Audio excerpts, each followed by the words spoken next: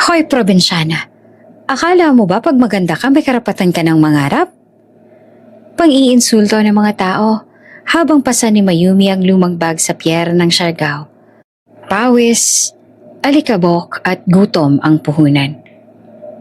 Magtrabaho ka na lang sa kusina. Hindi bagay sa'yo ang mundo ng mayayaman. Pero sa loob-loob niya, kailangan niyang lumaban dahil nakasalalay ang buhay ng kanyang ama sa kanya.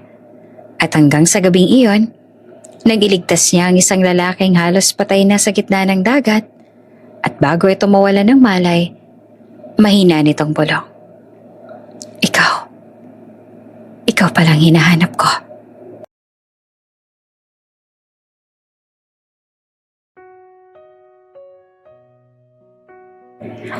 Tahimik ang umaga sa mansyon. Iyong klaseng katahimikan na may halong yabang. Mahabang mesa, puting pinggan na may gintong gilid, sariwang tinapay, prutas na parang hinugot mismo sa magazine spread. Sa dulo ng mesa, nakaupo si Raven. Suot ang plain na itim na polo. Mukha siyang gising na, pero ang isip niya halatang nasa ibang lugar. Sa tapat niya ay ang kanyang ina na si Senyora Lucia Monteverde. Maayos ang buhok, nakaputing robe, pero bakas ang panghihina sa kilos. May hawak siyang tasa ng tsaa. Nanginginig ng bahagya ang kamay. Raven. Basag ni Lucia sa katahimikan. May ngiting pilit, pero pamilyar. Ilang taon ka na nga ulit? Napabuntong hininga si Raven. Ma, hindi tayo naglalaro ng trivia show. Alam mo na yan. Alam ko, sagot ng ina. Pero gusto kong marinig mula sa'yo. 32. Aniya, sabay subo ng tinapay.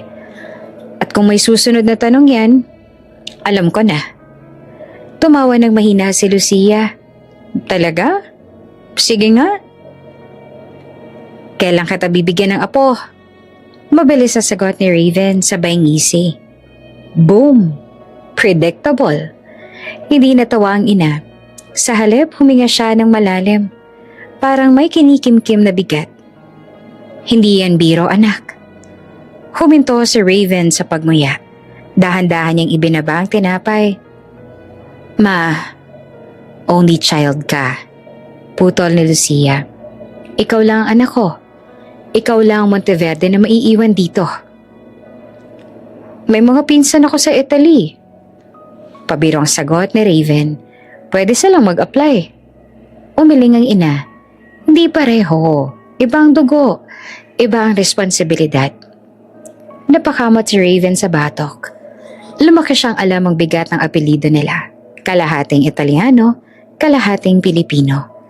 Anak ng isang negosyanteng pamilya na kilala sa real estate at shipping. Bata pa lamang siya, may nakahanda ng landas. Pag-aaral sa abroad, pamamahala ng kumpanya, pag-aasawa sa tamang babae. Lahat planado. Lahat may checklist. Lahat maliban sa damdamin. Kaya ko pa namang pamahalaan ng negosyo kahit walang anak. Sabi ni Raven na mas seryoso ang tono. Hindi naman requirement ang pagiging tatay para maging mahusay na CEO. Hindi naman ito tungkol sa kumpanya. Mariing sagot ni Lucia. Tungkol ito sa akin. Nagtagpo ang mga mata nila. Doon niya nakita yung lungkot na pilit tinatakpan ng tikas. Yung takot na ayaw aminin.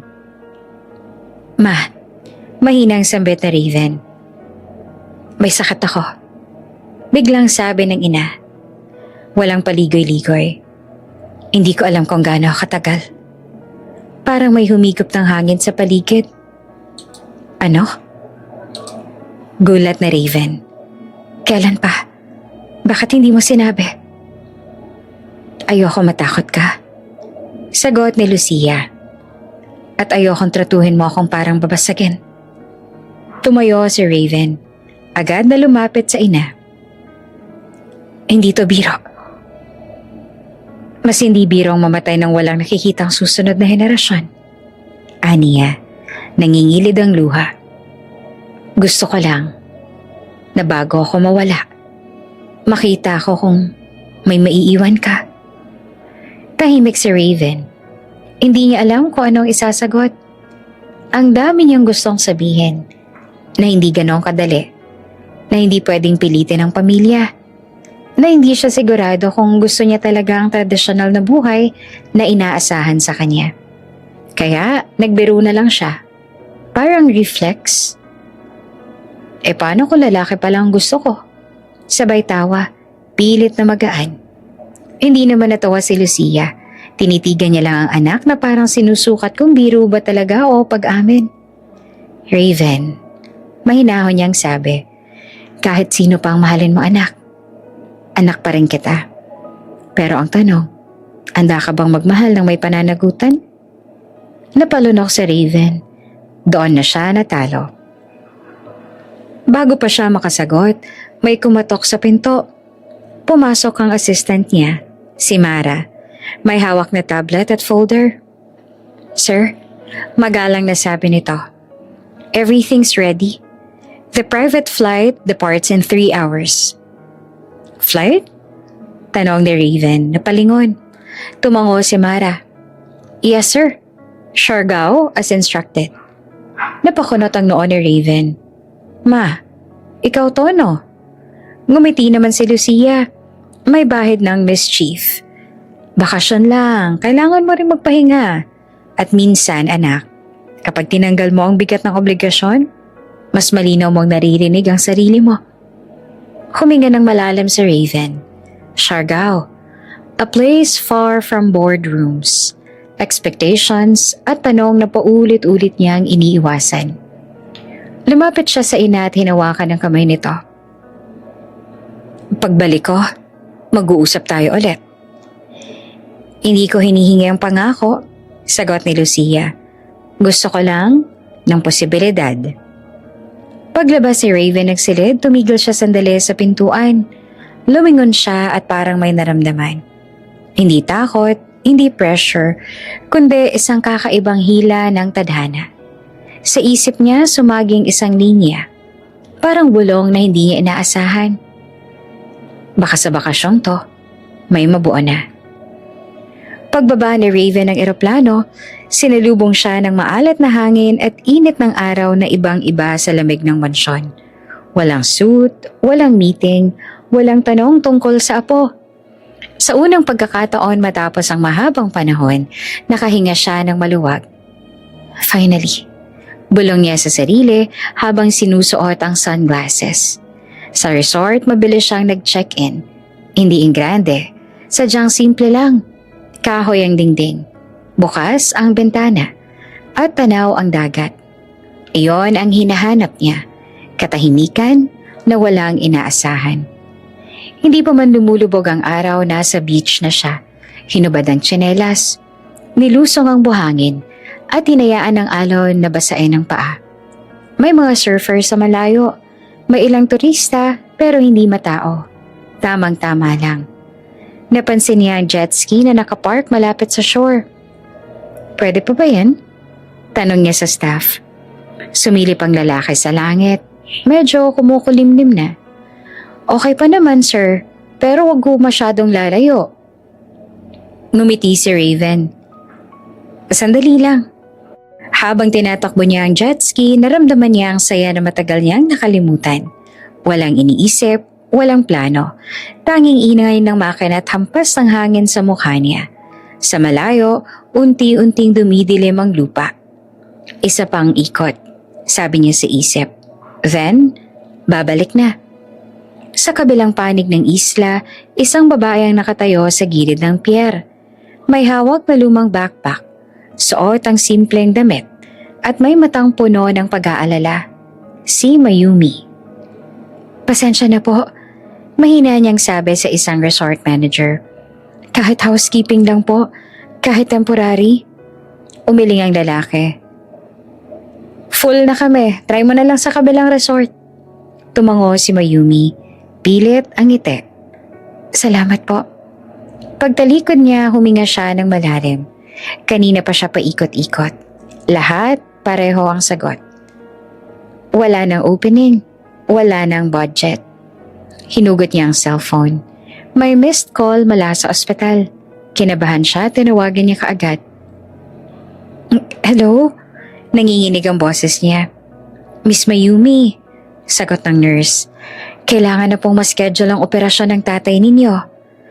Pero, alam ko po, mabilis siyang putol. Nag-iipon pa po ako. Please, bigyan niyo pa po ako ng kaunting oras. Tahimik sandali ang linya. We'll do what we can po. Pero sana makahanap na kayo ng paraan. Pagpatay ng tawag, napaupo si Mayumi sa gilid ng pier. Nakatingin siya sa dagat. Malawak, maganda, pero ngayon ay parang masyadong mabigat. Pa, bulong niya. Konti na lang. Pangako. Sa malayo, narinig niya ang kulog. Mabilis ang pagbabago ng panahon. Yung kaninang maaliwalas, biglang dumilim. Lumakas ang hangin. Ang mga bangka sa pier ay nagkabanggaan. Nagkagulong mga tao. Pabalik na kayo! Sigaw ng isang bangkero. Papasok na ang bagyo! Sa gitna ng alon, naramdaman ni Raven ang biglang pag-alog ng jet ski. Hindi ito yung normal na hampas. May kakaiba. Sinubukan niyang kontrole ng manibela, pero mas lumalakas ang alon. Shh! Mura niya. Isang malakas na hampas ang tumama sa gilid. Nawala ang balanse niya. Umiikot ang mundo. Huling naramdaman niya ang bagsak ng katawan sa malamig na tubig at ang unti-unting paglabo ng paningin. Sa pier, nakita ni Mayumi ang kaguluhan. Isa-isa nang bumabalik ang mga bangka. Pero may napansin siyang kakaiba sa malayo. Isang jet ski na palutang-lutang, paikot-ikot, walang nagmamaneho. May tao yan! Sigaw niya. Delikado! Sigaw ng bangkero. Huwag ka nang lumapit! Pero nakita niya na may kamay na bahagyang lumilitaw sa tubig. Hindi gumagalaw. Hindi na nag-isip si Mayumi. Hinubad niya ang tsinelas, iniwan ang bag, at tumalon sa dagat. Hoy! Sigaw ng mga tao. Bumalik ka! Malakas ang alon. Pilit siyang tinatangay palayo. Pero lumangoy siya. Hinabol ang jet ski. Nang makalapit, nakita niya ang lalaki. Nakahandusay, walang malay. May sugat sa noo. Kuya? Sigaw niya pero walang sagot. Hinila niya ang braso nito. Pilit inaangat ang ulo para hindi lumubog. Mabigat ang katawan. Mas mabigat ang alon pero hindi siya bumitaw. Hindi ka pwedeng mamatay. Hingal niyang sabi. Hindi ngayon. Isang malakas na alon ang tumama sa kanila. Halos mawalan siya ng kapit. Pero sa sandaling iyon may pumasok sa isip niya. Ang kanyang ama sa ospital. Ang mga gabing halos hindi na siya matulog kakaisip kung paano silang makakaligtas. Hindi pa tapos. Pinilit niyang itulak ang lalaki papunta sa direksyon ng pier. Unti-unti may tumulong, isang bangkero. Dalawa, hanggang sa may ahon nila ang katawan sa bangka. Pagdating sa dalampasigan, humandusay si Mayumi sa buhangin. Hingal na hingal, nanginginig ang kamay. Humihinga pa, sabi ng bangkero. Tumingin siya sa lalaki, basang-basa, maputla, walang kamalay-malay. Isang estrangherong muntik niya nang mawala sa dagat. At sa gitna ng papalakas na ulan, hindi pa alam ni Mayumi na ang lalaking iniligtas niya ay siya ring magpapabago ng takbo ng buhay niya sa paraang hindi niya kailanman inasahan. Mas lalong lumakas ang ulan sa gilid ng dalampasigan sa pagitan ng malalaking batong tinapyas ng panahon. Pilit na iniahon ni Mayumi ang katawan ng estrangherong lalaki. Mabigat siya. Hindi lang dahil sa pangangatawan kundi dahil alam ni Mayumi na buhay nito ang nakasalalay sa bawat segundo. Konti na lang. Konti na lang. Hingal niyang bulong habang hinihila ang braso ng lalaki papunta sa masisilungan.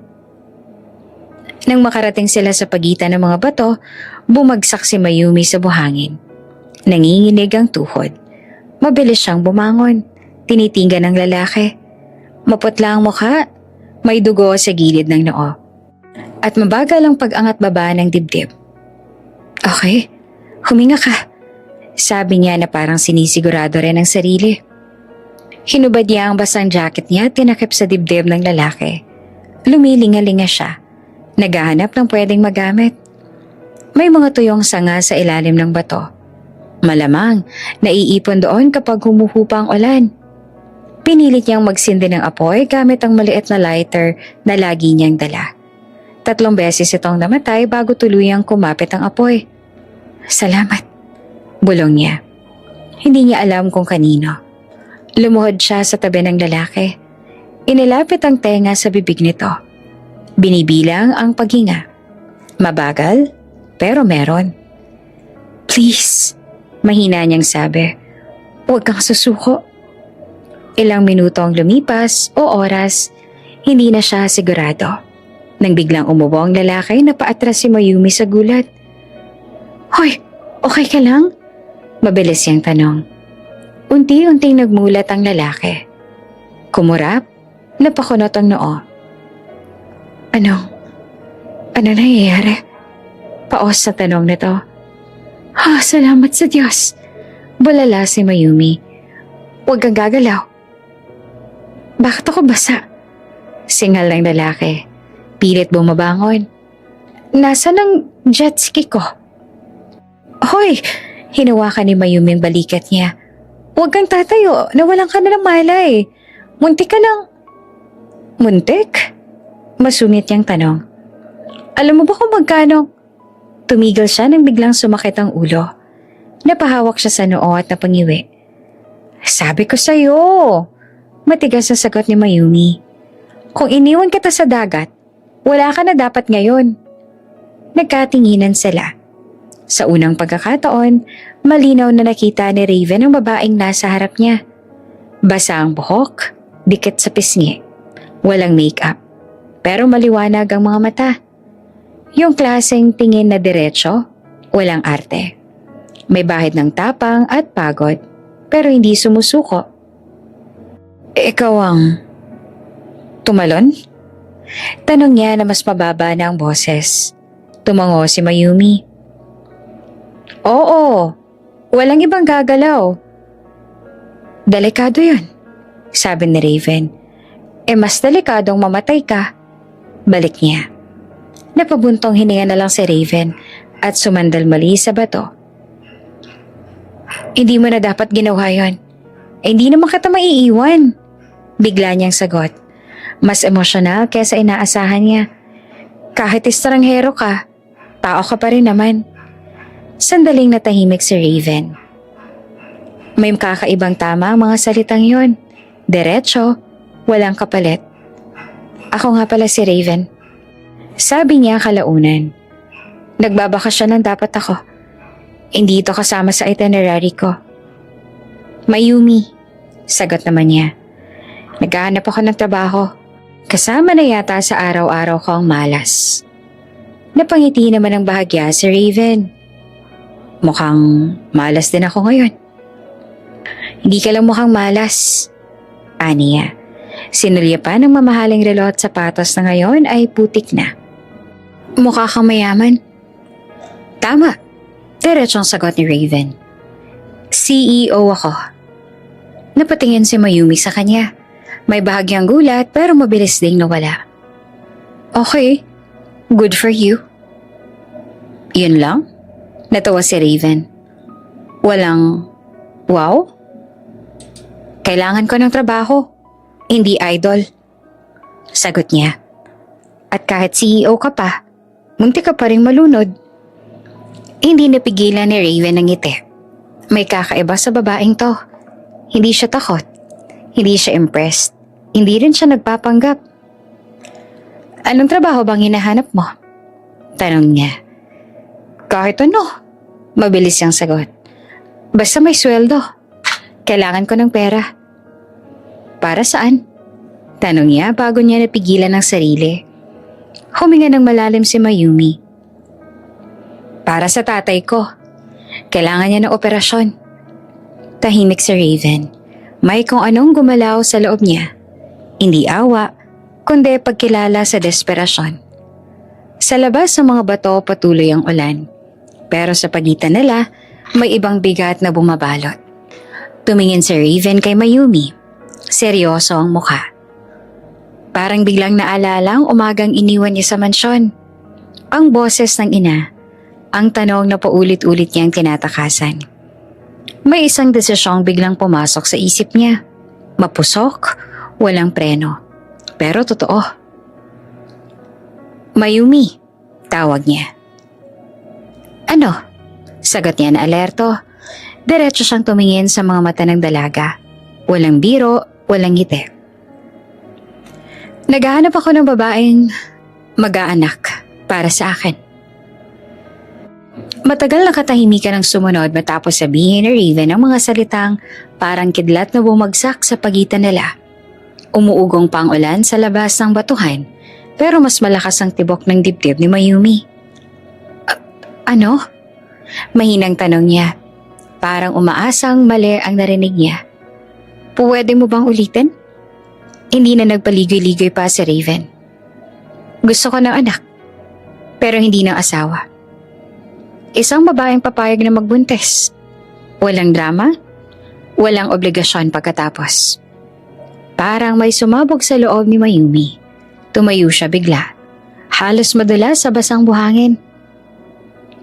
Mukha ba akong bayarang babae? Nanginginig ang boses niya, pero matalim ang mga mata. Diligtas kita tapos iyan ang kapalit? Tumingin si Raven sa kanya. Walang galit, walang pagtatanggol. Pagod lang. Para bang matagal niya nang tinanggap na ganito ang mundo. Hindi kita pinipilit. Sagot niya na malamig pero hindi bastos. Kung ayaw mo, fine. Dahan-dahan siyang humigang muli sa bato. Ipinikit ang mga mata. Pagod na ako. Gisingin mo na lang ako kapag humupa ng ulan. Parang binuhusan naman ng malamig na tubig si Mayumi. Ganun lang? Walang paliwanag, walang paghingi ng tawad. Parang isa lang opsyon na pwedeng palitan. Tumalikod siya at naglakad palayo, palapit sa gilid ng mga bato. Pinatulo niya ang luha na kanina pa niyang pinipigilan. Hindi dahil sa alok kundi dahil sa bigat ng sitwasyon. Sa isip niya ay bumalik ang amoy ng ospital, ang tunog ng monitor, ang boses ng tatay niyang pilit ngumingiti kahit masakit na ang katawan. Mayumi, okay lang ako. Sabi nito sa kanya noon. Huwag mong isipin ang pera. Pero alam niyang kasinungalingan iyon. Humigpit ang pagkakahawak niya sa backpack. Wala siyang ipon. Wala siyang trabaho. Wala siyang oras. At sa likod niya may lalaking kayang baguhin ang lahat sa isang kondisyong ikinaduduwal ng prinsipyo niya. Hindi. Bulong niya sa sarili. Hindi ko kaya. Pero ang tanong, kaya bang mamatay ang tatay ko? Pumikit siya at hinayaan ng luha na bumagsak. Hindi niya namalayang napapaluhod na siya sa buhangin. Matagal siyang nanatili roon. Nakikipaglaban sa sarili, sa hiya, sa takot, sa galit. Hanggang sa tumayo siya. Dahan-dahan siyang bumalik sa loob ng batuhan. Nandoon pa rin si Raven. Nakahiga, bahagyang namumula ang sugat sa noo. Nakapikit ang mga mata, pero gising. Ramdam niya iyon. Raven? Mahina niyang tawag. Hindi agad ito sumagot. Maya-maya binuksan nito ang mga mata at tumingin sa kanya. Bumalik ka, sabi niya na walang pagtataka. Lumunok si Mayumi, nanginginig ang kamay niya. Nakatiklop sa harap niya na parang humihingi ng tawad sa sariling kaluluwa. Yung sinabi mo kanina, halos pabulong. Totoo ba? Tumayo ng bahagya si Raven, sumandal sa bato. Alin doon? Yung pera. Diretso niyang sabi kahit nanginginig ang boses. Ibibigay mo ba talaga? Tinitigan siya ni Raven. Hindi na siya mukhang masungit ngayon. Mas seryoso, mas maingat. Magkano ang kailangan mo? Tanong niya. Napatigil naman si Mayumi at parang mas masakit pa ang tanong kaysa sa alok. Para sa operasyon ng tatay ko? Sagot niya. Kalahating milyon? Hindi kumarap si Raven. 500,000? Tumango si Mayumi at napayuko. Alam kong malaki. Alam kong... Okay. Putol ni Raven. Napatingin siya bigla. Ano? Kalahating milyon. Ulit ni Raven. Kapalit ng isang bata. Sagot ko ang gasto sa pagbubuntis. Pagkapanganak, nasa akin ng bata. Wala kang habol. Parang bumilis ang mundo. Ganun lang? Tanong niya. Parang kontrata? Kontrata talaga. Sagot niya. Malinaw, para walang masaktan. Napatawa si Mayumi. Isang maikling tawa na may halong sakit. Nakakatawa. Ang buhay ng tatay ko, katumbas ng isang papel. Hindi ko minamaliit ang pinagdadaanan mo. Sagot ni Raven. Mas mababa ang boses. Pero, ito lang ang alam kong paraan. Tahimik sila. Sa labas, sumuhupa na ang ulan. Sa loob ng dibdib ni Mayumi, mas lalong lumalakas ang bagyo. Lumapit siya kay Raven. Huminto ng isang dipa ang layo. Kung pumayag ako, tanong niya. Wala nang atrasan? Wala, sagot niya. At hindi kita itatago. Hindi kita gagalawin laban sa gusto mo. Ikaw ang may desisyon. Napapikit si Mayumi. Sa likod ng talukap niya nakita niyang mukha ng tatay niya. Nakangiti, umaasa. Para to kay tatay? Paulit-ulit niya sa isip niya. Pagmulat niya, may luha na sa pisngi niya. Pero matatagang tinig. Sige, sabi niya. Pumapayag ako. Hindi na ngumiti si Raven. Hindi rin siya nagdiwang. Tumango lang siya at parang pareho silang may inililibing. Sa sandaling iyon, alam ni Mayumi na may kapalit ang desisyong ginawa niya. At kahit tama ito para sa ama niya, may bahagi ng sarili niyang tuluyan niyang isinugal. Tahimik ang pagitan ng mga bato. Hindi na umuulan pero basa pa rin ang buhangin. Malamig sa balat. Ang apoy na sinindihan ni Mayumi kanina ay mahina na lang ang liwanag, sapat para makita ang mga anino nilang dalawa. Magkalapit pero parang may pagitan na hindi kayang tawirin. Umupo si Mayumi sa isang patag na bato. Yakap ang sarili. Pilit niyang inaayos ang paghinga niya. Sa loob ng dibdib niya, may kaba na parang unti-unting humihigpit. Eto na yon, bulong ng isip niya. Huwag kang manghihina. Si Raven ay nakatayo sa harap niya. Tahimik, nakatingin sa dagat na tila wala ng bagyo. Hindi siya galit. Hindi rin siya maamong gaya ng inaasahan. Para siyang taong may isang malinaw na pakay. At doon lang siya nakatuon. Kung gusto mong umatras, sabi ni Raven na hindi lumilingon. Sabihin mo lang. Umiling si Mayumi. Huwag na. Sagot niya na mahina pero buo. Ayoko nang patagalin. Lumapit si Raven. Wala siyang sinabi. Wala ring haplos na may lambing. Hindi niya hinanap ang mga mata ni Mayumi. Para bang ayaw niyang magdulot ng kahit anong maling kahulugan. Naramdaman ni Mayumi ang bigat ng sandali. Ang puso niya ay kumakabog pero pinilit niyang maging matatag. Iniisip niya ang tatay niya, ang kasama sa ospital, ang mahinang tawa, ang pangakong babalik siya. Para to sa kanya.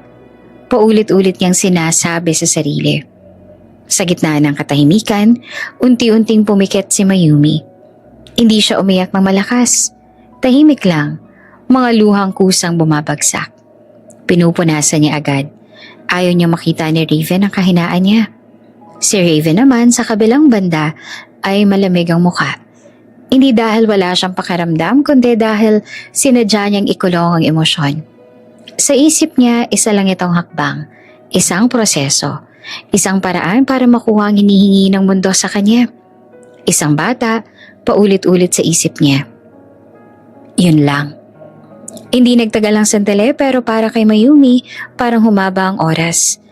May sakit at hindi lang sa katawan, kundi sa loob-loob ang tinig na nagtatanong kung tama ba ang ginagawa niya. Nang matapos ang lahat, tumagilid si Mayumi at huminga. Nakatalikod, pinilit niyang pakalmahin ang sarili. Hindi na niya napigilan ang tahimik na hikbi. Pero kinagat niya ang labi para hindi marinig. Si Raven ay umupo sa gilid. Huminga ng malalim. Tumingin siya kay Mayumi. Nakapikit. Pagod. Parang batang napipilitang maging matanda sa isang gabi. Matulog ka, sabi niya sa mababang tinig. Kailangan mo ng pahinga. Hindi naman sumagot si Mayumi. Maya-maya ay nakatulog na din siya. Hindi dahil payapa ang loob, kundi dahil pagod na pagod ang katawan at isip. Nananatiling gising si Raven sandali. Sa dilim, pinagmasdan niya ang maamong mukha ng dalaga. May kung anong gumalaw sa dibdib niya. Isang pakiramdam na hindi niya pinangalanan. Mahina niyang bulong, halos sa sarili lang. Masarap din palang kasiping ang probinsyana.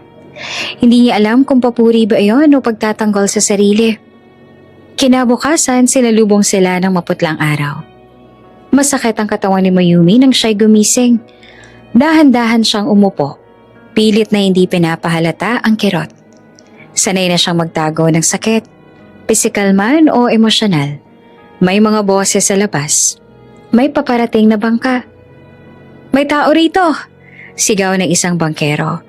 Lumabas si Raven at kumaway. Dito! Mabilis sa mga sumunod na pangyayari. Tinulungan silang makasakay.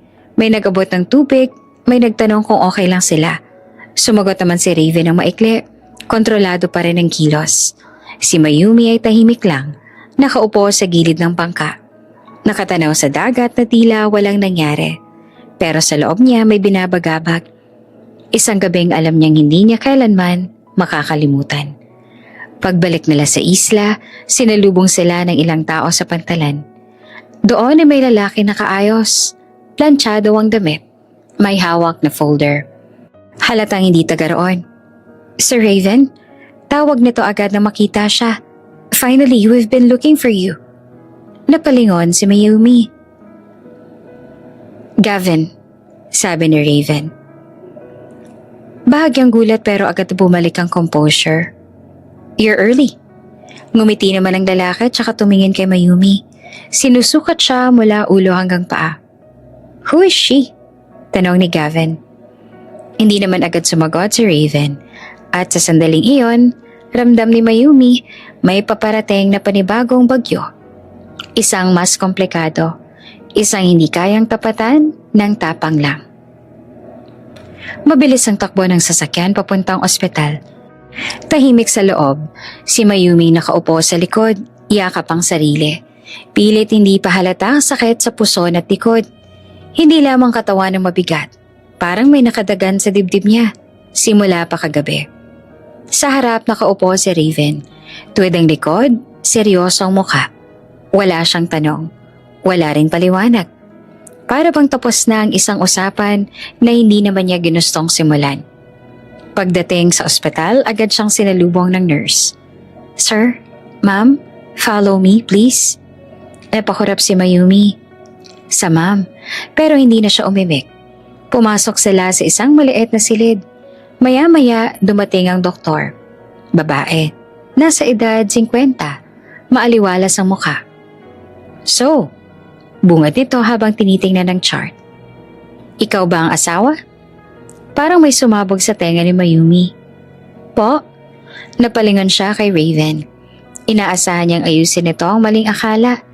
Isang salita lang sana, isang linaw. Pero nananatiling tahimik si Raven. Hindi siya tumingin kay Mayumi. Hindi rin siya umimik. Tumangulang siya ng bahagya sa doktor. Si Mayumi parang binuhusan ng malamig na tubig. Asawa? Gusto niyang itama. Gusto niyang magsalita. Pero parang may nakabara sa lalamunan niya. Hiya, pagod at isang pakiramdam na wala na siyang karapatang magsalita. Sige, sabi ng doktor. Walang kaalam-alam. Mukhang stress at exhaustion lang. Pero magpahinga ka muna ha? Delikado ang pinagdadaanan mo. Tumango si Mayumi. Hindi makatingin kanino man. Paglabas nila ng silid, tsaka lang nagsalita si Raven. Si Gavin ang kakausap sa'yo tungkol sa deal. Malamig niyang sabi. Parang business meeting lang. Mas maayos siyang mag-handle ng ganito. Huminto si Mayumi sa paglakad. Ganito lang? Mahina niyang tanong. Parang, tapos na? Tumigil si Raven at tumarap sa kanya. Wala sa mukha niya ang galit o inis. Wala ring lambing. Neutral, kontrolado. Ganito ang usapan. Sagot niya. Malinaw, mula umpisa. Tumango si Mayumi, pilit na nilulunok ang sakit. Oo, malinaw. Sa loob-loob niya, pakiramdam niya ay parang basahang piniga. Ginamit tapos sa isinantabi. Lumapit si Gavin, hawak ang folder. Mas mahinahon ang mukha nito kumpara kay Raven. Miss Mayumi, sabi niya na may bahid ng pag-aalala. Okay ka lang ba? Tumango siya, pero hindi kumbinsido kahit sarili niya. Kung may kailangan ka, dagdag ni Gavin. Sabihin mo lang, aayusin natin ang tungkol sa pera. Napatingin siya dito at sa unang pagkakataon, may nakita sa kanya hindi bilang kondisyon, bilang tao. Magsasabi ako. Mahina niyang sagot. Hindi na nagtagal si Raven. May tinanggap lang siyang tawag at saka umalis. Iniwan silang dalawa sa hallway. Tahimik naman na sinundan ni Gavin si Mayumi, palabas. Kinahaponan, dinala siya ni Gavin sa ospital kung saan nakakonfine ang ama niya. Pagpasok pa lang niya sa kwarto, bumungad ang amoy ng gamot at disinfectant. Pamilyar, masakit, sa alaala. Pa, tawag niya at pilit na ngumiti. Ngumiti rin ang ama niya, kahit halatang nanghihina. Mayumi, bumalik ka. Lumapit siya, tinawakan ng kamay nito. Pa, may good news ako. Sa tulong ng pera na isagawa agad ang kailangang bayarin. Inasikaso ang schedule ng operasyon. Nakita ni Mayumi kung paanong gumaan ang mukha ng ama niya. Parang bumalik ang pag-asa. Salamat anak. Mahina nitong sabi. Hindi ko alam kung paano mo nagawa. Ngumiti si Mayumi pero hindi niya masabi ang totoo. Ang importante, gagaling ka pa. Paglabas niya ng ospital, huminga siya ng malalim. Worth it, sabi niya sa sarili. Para sa kanya.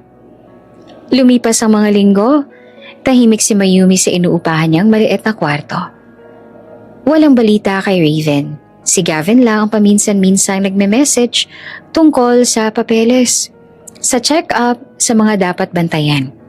Isang umaga, napaupo si Mayumi sa kama, hawak ang tiyan. Hindi pa rin? Bulong niya. Ilang araw nang delayed ang period niya. Nung una, inisip niyang stress lang. Pagod, trauma. Pero habang tumatagal, mas lalong kumakabog ang tip-tip niya. Hindi sa saya, kundi sa takot. Paano kung hindi? Kinabukasan na nagpunta siya sa maliit na butika. Bumali ng pregnancy test. Nanginginig ang kamay niya habang hawak iyon sa banyo. Ilang minuto ang lumipas, tumingin siya. Isa lang ang linya, hindi buntis. Naupo siya sa sahig at hindi alam kung iiyak ba o hihinga ng maluwag. Ano ngayon? Tanong ng isip niya. Sa sandaling iyon, malinaw sa kanya ang isang bagay.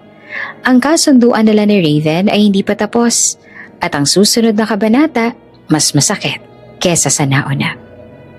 Matagal na nakaupo si Mayumi sa gilid ng kama. Hawak ang pregnancy test na parang ebidensyang ayaw niyang paniwalaan. Bakit? Pabulong niyang tanong sa sarili. Bakit hindi ako nabuntis?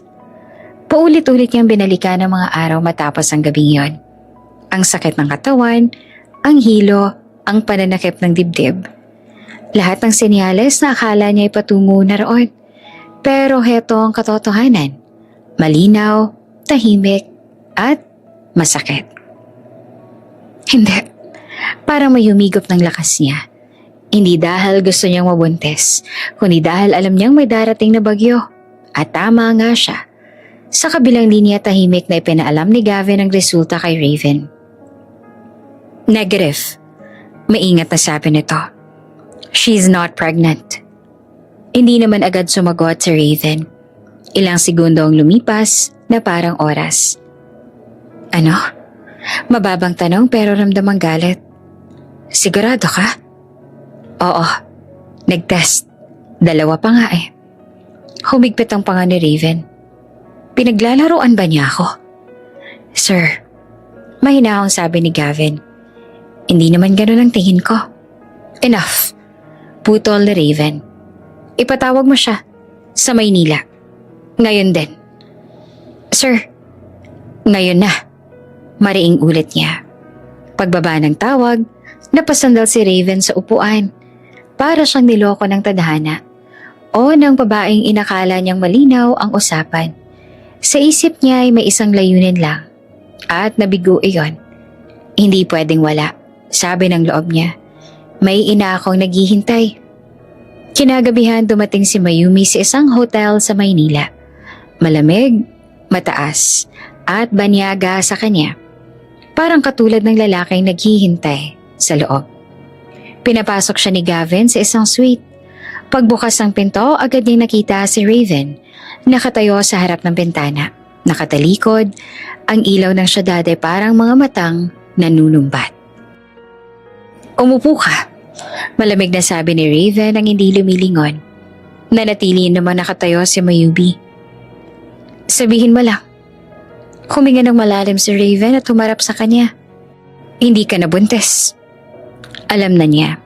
Pero nang marinig niya iyon mula sa bibig nito, parang may tumama pa rin sa dibdib niya. Alam ko. At bakit? Tanong ni Raven na diretso at matalim. Uminom ka ba ng pills? Parang sinampal si Mayumi. Ano? O may ginawa kang iba? Dugtong niya. Dahil malinaw naman ang usapan natin, di ba? Nanginig ang mga kamay ni Mayumi. Hindi ako uminom ng kahit ano. Sigurado ka? Hamon ni Raven. Dahil hindi normal to. Bigla siyang napatawa. Isang tawang basag, puno ng galit at sakit. Hindi normal? Alam mo ba kung alin ang hindi normal? Yung tratuhin mo akong parang makina. Lumapit siya ng isang hakbang. Hindi ako masamang tao. Hindi ako sinungaling. Hindi kita niloko. Tumahimik ang silid. Si Raven ay bahagyang nagulat. Hindi sa lakas ng boses niya, kundi sa bigat ng emosyon. Ginawa ko yan para sa tatay ko. Patuloy ni Mayumi. Nangingilid ang luha, pero matatag ang tindig. Nilunok ko ang hiya ko. Tinanggap ko ang sakit. Tapos ngayon, aakusahan mo akong mandurugas? Kung hindi ka nagloko, bakit walang resulta? Balik ni Raven, pero kontrolado. Pero may bitak ng boses. Hindi ko rin alam, sigaw niya. Sa tingin mo ba ginusto ko to? Sa tingin mo ba madali sa akin ang humarap sa'yo ngayon? Napapikit si Raven. Sa isang igla pumasok sa isip niya ang mga gabing halos hindi siya makatulog. Ang boses ng ina. Ang tanong na hindi tumitigil. Sa sobrang pagkasabik sa resulta, nakalimutan niyang may taong nasasaktan. Umalis ka, sabi niya bigla. Mahina pero mabigat. Ayokong, hindi. Putol ni Mayumi. Hindi pa tapos. Nagulat si Raven at muling tumingin sa kanya. Huminga ng malalim si Mayumi, parang may binubuo siyang lakas mula sa kailaliman. Kung gusto mo ng sagot, kung gusto mo ng resulta, lumapit siya ng isa pang hakbang. Gawin natin ulit. Para bang tumigil ang oras. Anong sinabi mo? Tanong ni Raven. Gawin natin ulit. Ulit niya na nanginginig ang boses pero hindi umatras ang mga mata. Kung yun ang kailangan para matapos to, titiisin ko. Bumigat ang hangin. Hindi naman makapagsalita si Raven. Sa unang pagkakataon, siya ang nawala ng salita. Hindi dahil gusto ko, dagdag ni Mayumi, mas mababa ang tinig. Kundi dahil ayokong isipin mo na niloko kita Ayoko madungisan ng dahilan kung bakit ko ginawa lahat to. Tahimik si Raven. Nakatingin sa kanya na parang ngayon lang niya talaga siya nakilala. Sa pagitan nila, may galit, may pangangailangan at may isang desisyon na muling magbubukas ng sugat. At sa gabing iyon, malinaw.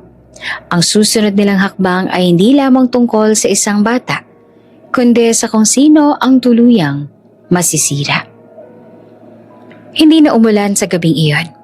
Tahimik ang Maynila, yung katahimikang hindi nagbibigay ginhawa, kundi mas lalong nagpapabigat ng pakiramdam. Sa loob ng hotel room nakaupo si Mayumi sa gilid ng kama.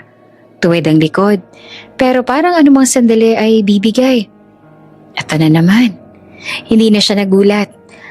Mas nakakatakot ang pakiramdam na sanay na siya. Si Raven ay nakatayo sa di kalayuan. Mas seryoso kaysa dati. Wala nang kahit anong pagtatangka na gawing magaan ang sitwasyon. Sa mga mata niya, malinaw. Isa na itong ikalawang pagsubok. Isang sugal na kailangang manalo.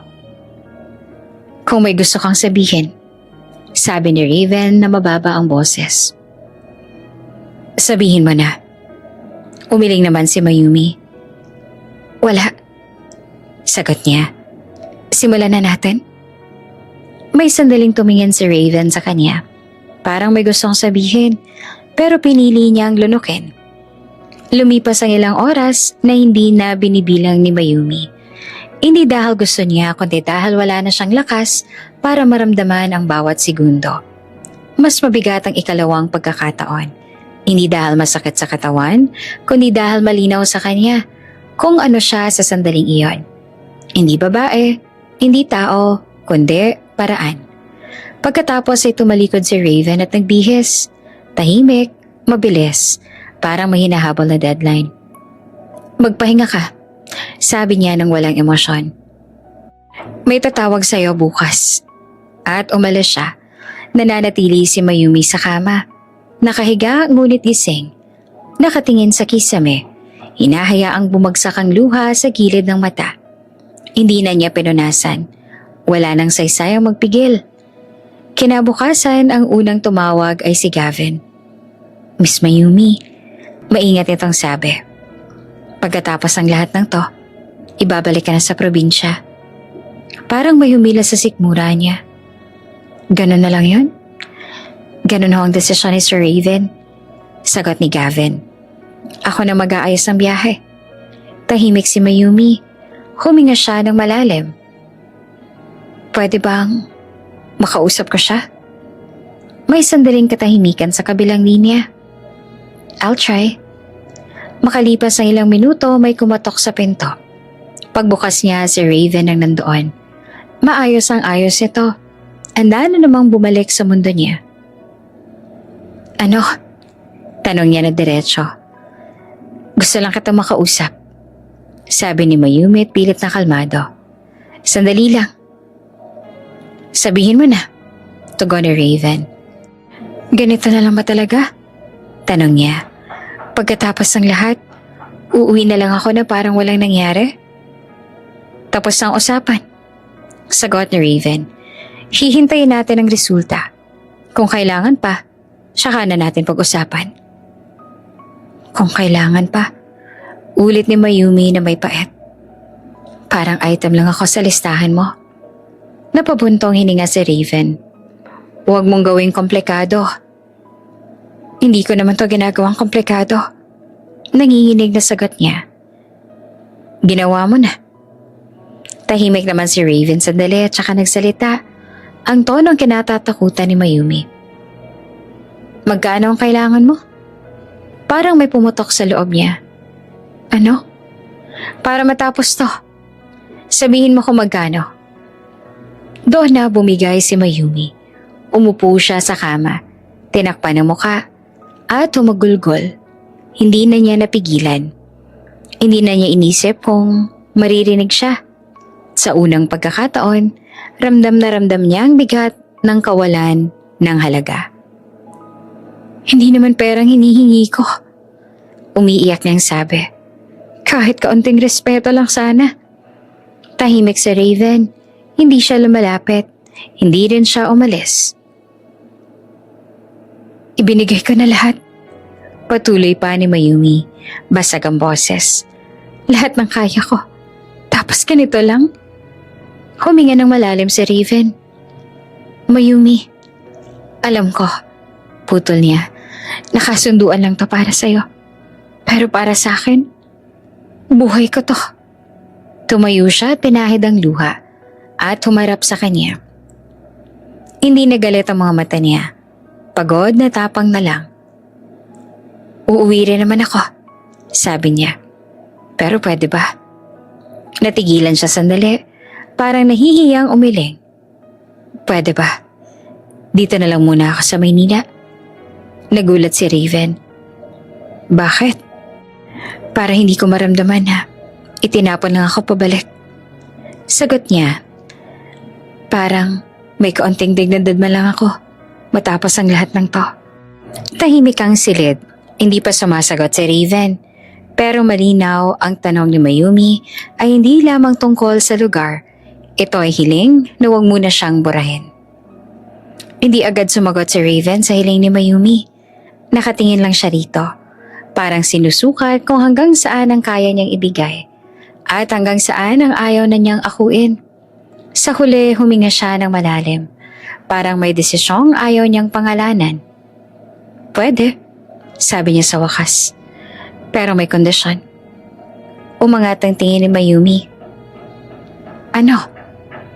Hindi ka titira sa bahay ko? Diretsong sagot ni Raven. Hindi muna. Hindi na nagtanong si Mayumi. Tumangulang siya. Sa puntong yon, kahit anong hindi ay mas mabuti kesa sa wala.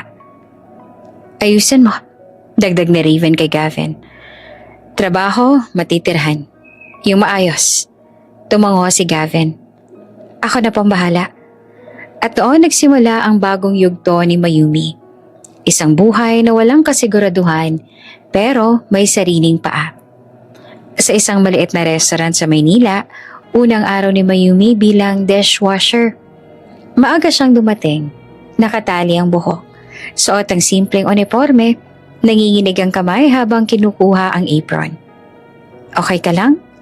Tanong ng kasamahan niyang si Ate Liza. Opo, mabilis sa sagot niya. Sanay naman po ako sa trabaho.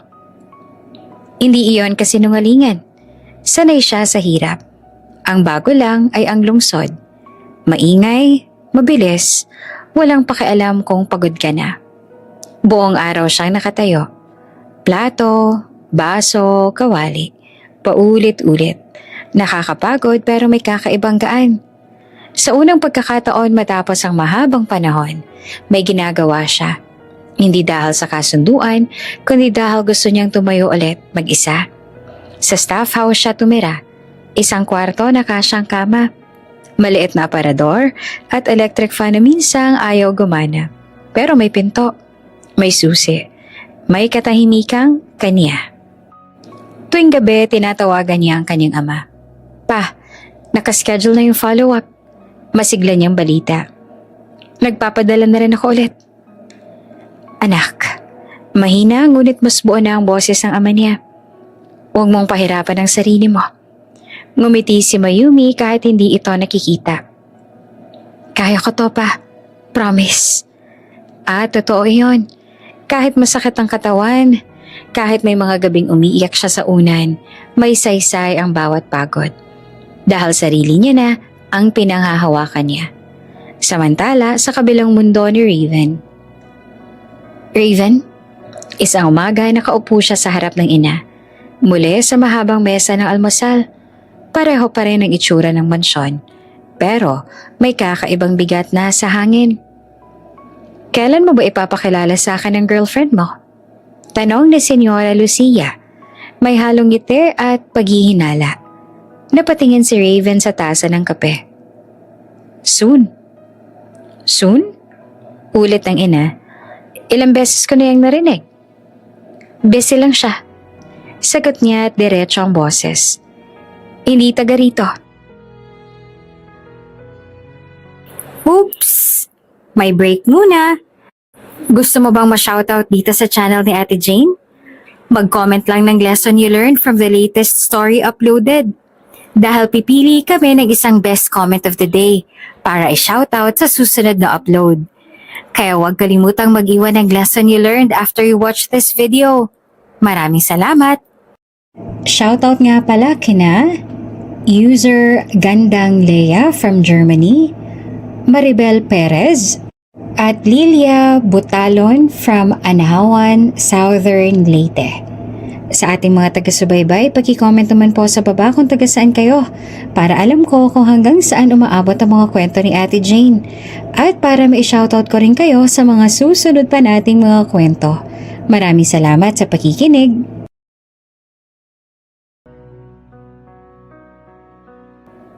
Ngumiti si Lucia, pero matalim ang tingin. Talaga? At hindi mo malang sinabi sa akin na may seryoso ka ng kasama? Hindi sumagot agad si Raven. Ang kasinungalingan ay dumala sa dila niya ng mas madali kesa sa inaasahan. May girlfriend ako. Ulit niya na mas buo. At maayos kami. Tahimik ang ina sandali. Tinitigan niya ang anak na parang may hinahanap sa mukha nito. Kung ganon, sabi niya sa wakas, gusto ko siyang makilala. Nanlaki ang mata ni Raven. Hindi ako humihingi ng apo ngayon. Putol ni Lucia. Mahinahon pero may bigat. Umihingi lang ako ng katotohanan sa buhay mo. Huminga ng malalim si Raven. Sa isip niya, biglang sumulpot ang mukha ni Mayumi. Nakasuot ng apron. May sabon sa kamay. Tahimik pero matatag. Hindi pa siya handa. Sagot niya. Hindi ako nagmamadali. Ani Lucia. Pero gusto ko siyang makilala. Habang kaya ko pa. May bahagyang panginginig ang boses ng ina. Doon tumawa si Raven. Hindi sa tanong, kundi sa dahilan. Sa Maynila, pagod na umuwi si Mayumi galing trabaho. May sobre sa mesa. Padala para sa pamilya. Umupo siya sa kama. Hinaplo sa mga palad na magaspang na. Eto na yon, sabi niya sa sarili. Ganito pa lang tumayo ulit. Tumunog ang cellphone niya. Isang mensahe mula kay Gavin. Gavin, kamusta ka? May kailangan ka ba? Mayumi. Okay lang po. Salamat sa tulong. Maya-maya ay isa pang mensahe. Ibang pangalan naman. Raven? Nakasettle ka na ba? Napatingin siya sa screen. Matagal bago siya sumagot. Mayumi. Opo, may trabaho na po. Walang kasunod. Inilapag niya ang cellphone at humiga. Nakatingin sa kisame. Hindi niya alam kung anong papel niya sa buhay ni Raven. Kung may papel man ba talaga. Pero malinaw sa kanya ang isa. Sa Maynila, nagsisimula ulit ang buhay niya. Hindi bilang kasunduan, hindi bilang kondisyon, kundi bilang si Mayumi. At sa mansyon, habang pinipisil si Senyora Lucia ang kamay ng anak, isang hiling ang mariing binitawan. Raven, sabi niya, gusto ko siyang makilala, kahit minsan lang. Tahimik si Raven. Alam niyang sa sandaling iyon, ang kasinungalingan ay unti-unting hinihinga ng mukha at ang buhay na pilit niyang inihiwalay ay papalapit na sa isa't isa. Tahimik ang tanghali sa restaurant pero maingay sa loob ng kusina. Sunod-sunod ang pinggan sa harap ni Mayumi. Mainit ang tubig, kumukulubot ang balat ng kamay niya. Nangingitim ang kuko sa kalukakuskos. Nakayuko siya, naka-apron, pawisan ng noo. Walang arte. Walang pahinga. Hindi niya napansin ang lalaki nakatayo sa may pintuan. Si Raven. Hindi siya agad pumasok. Tumingin lang siya mula sa malayo. Parang nanonood ng eksenang hindi niya inaasahang makikita. Ang babaeng minsang hinilan niya sa gitna ng bagyo. Ang babaeng ginawang kasunduan. Heto ngayon, naglalaban ng mga plato na parang hindi kailanman nag-i-exist ang mundo niya. Miss, table 7. Sigaw ng head cook. Opo, mabilis na sagot naman ni Mayumi. Hindi tumitingin. Doon siya lumingon at nagulat. Raven? Napabitaw siya sa plato. Anong ginagawa mo rito? Hindi agad sumagot si Raven. Tumingin siya sa mga kamay ni Mayumi. Kulubot, mapula, may maliit na hiwa. May kung anong kumirot sa dibdib niya. Hindi niya inasahan. Trabaho mo to? Tanong niya na mababa ang boses. Oo, sagot ni Mayumi na biglang nahiya. Dishwasher ako dito. Tumango si Raven, pero sa loob-loob niya, mas mabilis na konklusyong nabuo. Hindi siya presentable. Hindi ganito ang babaeng ihaharap sa ina niyang sosyal, na maingat, mapanuri. Hindi naka-apron, hindi amoy sabon, hindi pagod. Lumapit siya ng isang hakbang. Mag-impake ka. Napalunok si Mayumi. Ano? Sa bahay ka titira. Diretsong sabi ni Raven. Kunin mo na lahat ng gamit mo. Nataranta si Mayumi. Ha? Pero may trabaho ako. May staff house. Tapusin mo yan. Putol na Raven. May sasakyan sa labas. Hindi pa siya sumigaw pero mabigat ang utos. Yung klaseng boses na hindi tinatanggihan. Raven, hindi ko naiintindihan. Maingat na sabi ni Mayumi. May mali ba? Tumigil si Raven. Tumingin siya sa paligid. Mga matang nanonood o si Zero. Hindi dito, sabi niya. Umalis na tayo. Sa labas malamig ang hangin. Tahimik ang sasakyan. Si Mayumi ay hawak ang apron niya. Parang panangga. Bakit bigla? Tanong niya. Akala ko malinaw na. Magiging malinaw. Sagot ni Raven. Sa bahay. Sa biyahe tumunog ang phone ni Mayumi. Isang tawag. Si Gavin? Sabi niya na nag-aalangan. Nagdilim ang mukha ni Raven. Bakit? Tinatanong niya kung okay lang ako. Sagot ni Mayumi na inosente. Hindi naman sumagot si Raven. Humigpit ang hawak niya sa manibela. Isang kakaibang init ang umakyat sa dibdib niya. Hindi galit, kundi selos na ayaw niyang pangalanan. Pagdating sa bahay, malaki, tahimik. May mga ilaw na parang laging may bantay. Napatigil si Mayumi. Dito? Tanong niya. Oo, sagot ni Raven. Temporary. Pinapasok siya ni Raven. May mga katulong na tahimik na tumango. Ramdam ni Mayumi ang bigat ng espasyo. Malinis, kontrolado, hindi kanya. Dito ka muna, sabi ni Raven at tinuro ang isang kwarto. Magpapadala ako ng gamit. Raven, tawag ni Mayumi na naglakas loob. Bakit mo to ginagawa? Humarap si Raven. Sa unang pagkakataon, wala sa mukha niya ang lamig. May halong inis, pagod, at isang damdaming ayaw umamin. Dahil hindi ka pwedeng ganyan, sabi niya. Paanong ganyan? Tanong naman ni Mayumi. Na ginagamit. Sagot niya at biglang diretso ang tingin.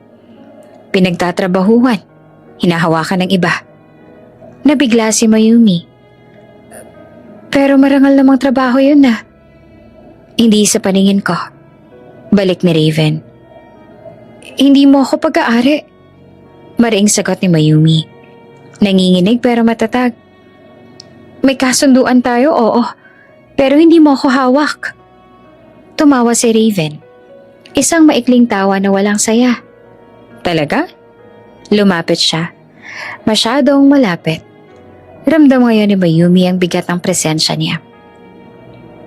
Nakita kitang tumatawa kanina, sabi ni Raven. May kausap ka. Kasama ko yan sa trabaho. Si Gavin. Putol niya. Palagi. Kaibigan lang siya. Sagot ni Mayumi. Naguguluhan. Tinulungan niya ako. Tinulungan ka rin ba niya kagabi? Biglang tanong ni Raven. Hindi. Mabilis na sagot ni Mayumi. Ikaw. Tumahimik si Raven. Parang doon siya tinamaan. Bigla hinawakan niya ang pulso ni Mayumi. Hindi marahas pero mariin. Makinig ka. Mababang sabi niya. Dito ka titira at susundin mo yon. Bakit? Tanong ni Mayumi na halos pabulong. Dahil ayoko may ibang. Huminto si Raven. Pinigil ang sarili. Dahil kailangan. Hindi niya na natapos ang dahilan. Humakbang si Mayumi patras. Hindi mo pwedeng gawin to sa akin. Lumapit si Raven at sa isang iglap, hinila siya papasok sa kwarto. Isinara ang pinto, tahimik ang bahay sa labas. Pero sa loob, may tensyong parang sasabog.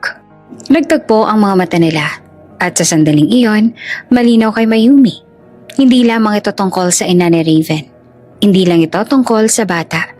Ito ay tungkol sa isang lalaking unti-unting nawawalan ng kontrol at isang babaeng hindi na handang mawala ang sarili. Tahimik ang kwarto. Ang tanging tunog ay ang malumanay na huni ng electric fan sa kisame at ang malalakas na tibok ng puso ni Mayumi. Si Raven ay nakatayo sa tabi ng kama. Hindi niya alam kung paano nagsimula ang damdamin ito sa kanya.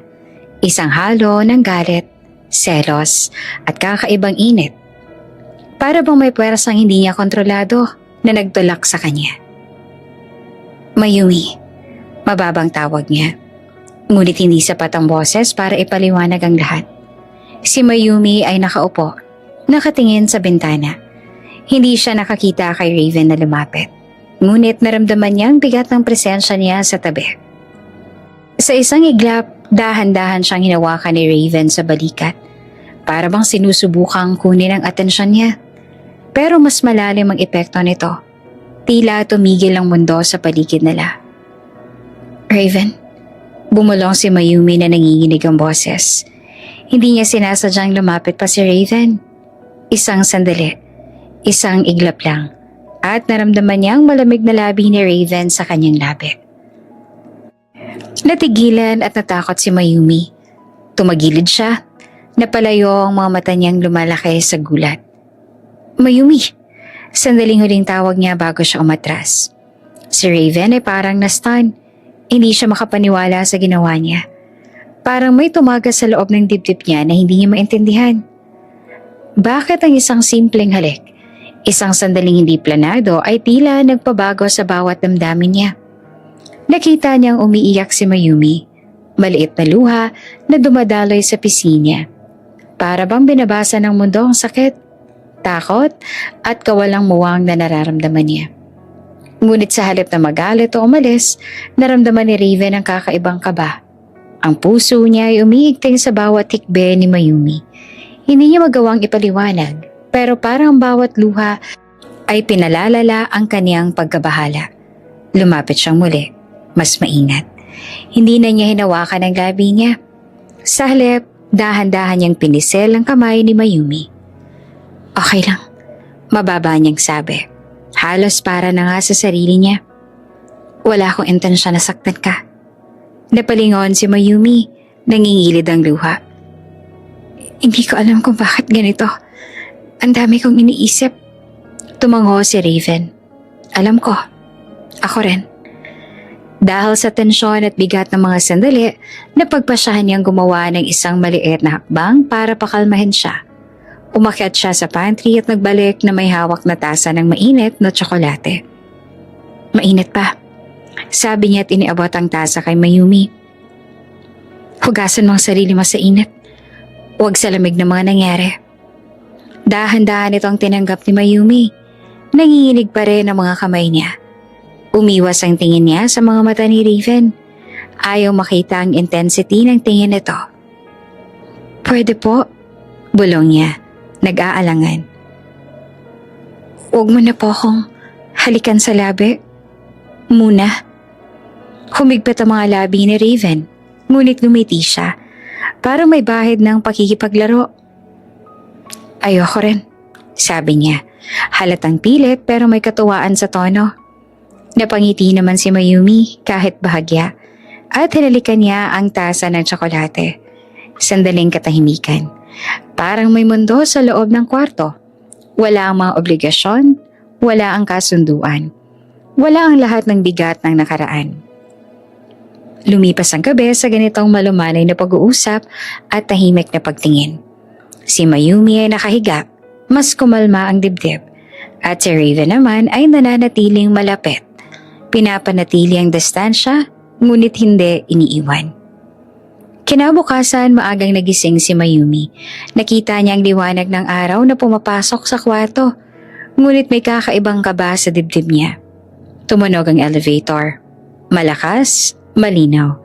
Biglang may kumatok sa pintuan. Miss Mayumi? Isang babae na naka-uniforme. May hawak na clipboard. Kami po yung stylist at makeup team. Aayusan ka namin. Tumayo si Mayumi at nagulat habang pinagmamasdan ng mga babaeng nakatayo sa harap niya. Aayusan? Ako? Tanong niya na parang hindi sigurado kung narinig niya ba ng tama. Oo, miss. Sagot ng isa sa kanila. Papagandahin po namin ang buhok at gagawin po namin ang makeup ninyo. May outfit din po kami. Kakaibang level po ito. Napatingin si Mayumi sa silid. Nagulat siya sa lawak ng hakbang.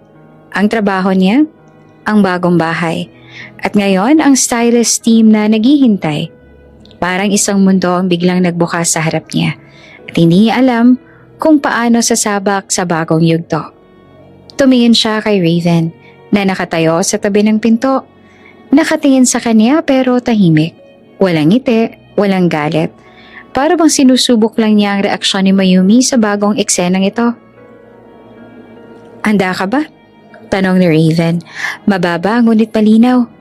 Huminga ng malalim si Mayumi. Kinumpas ang mga kamay at tumango. Opo, sagot niya. Kahit na sa loob-loob niya ay may kaba, takot at excitement na sabay-sabay. Tumitig si Raven sa kanya sandali. Parang sinusuri ang lakas sa tapang niya at bahagyang umiti. Good. Tingnan natin kung ano ang kaya mo. Sa labas ng kwarto, ang stylist team ay nag-ayos ng gamit.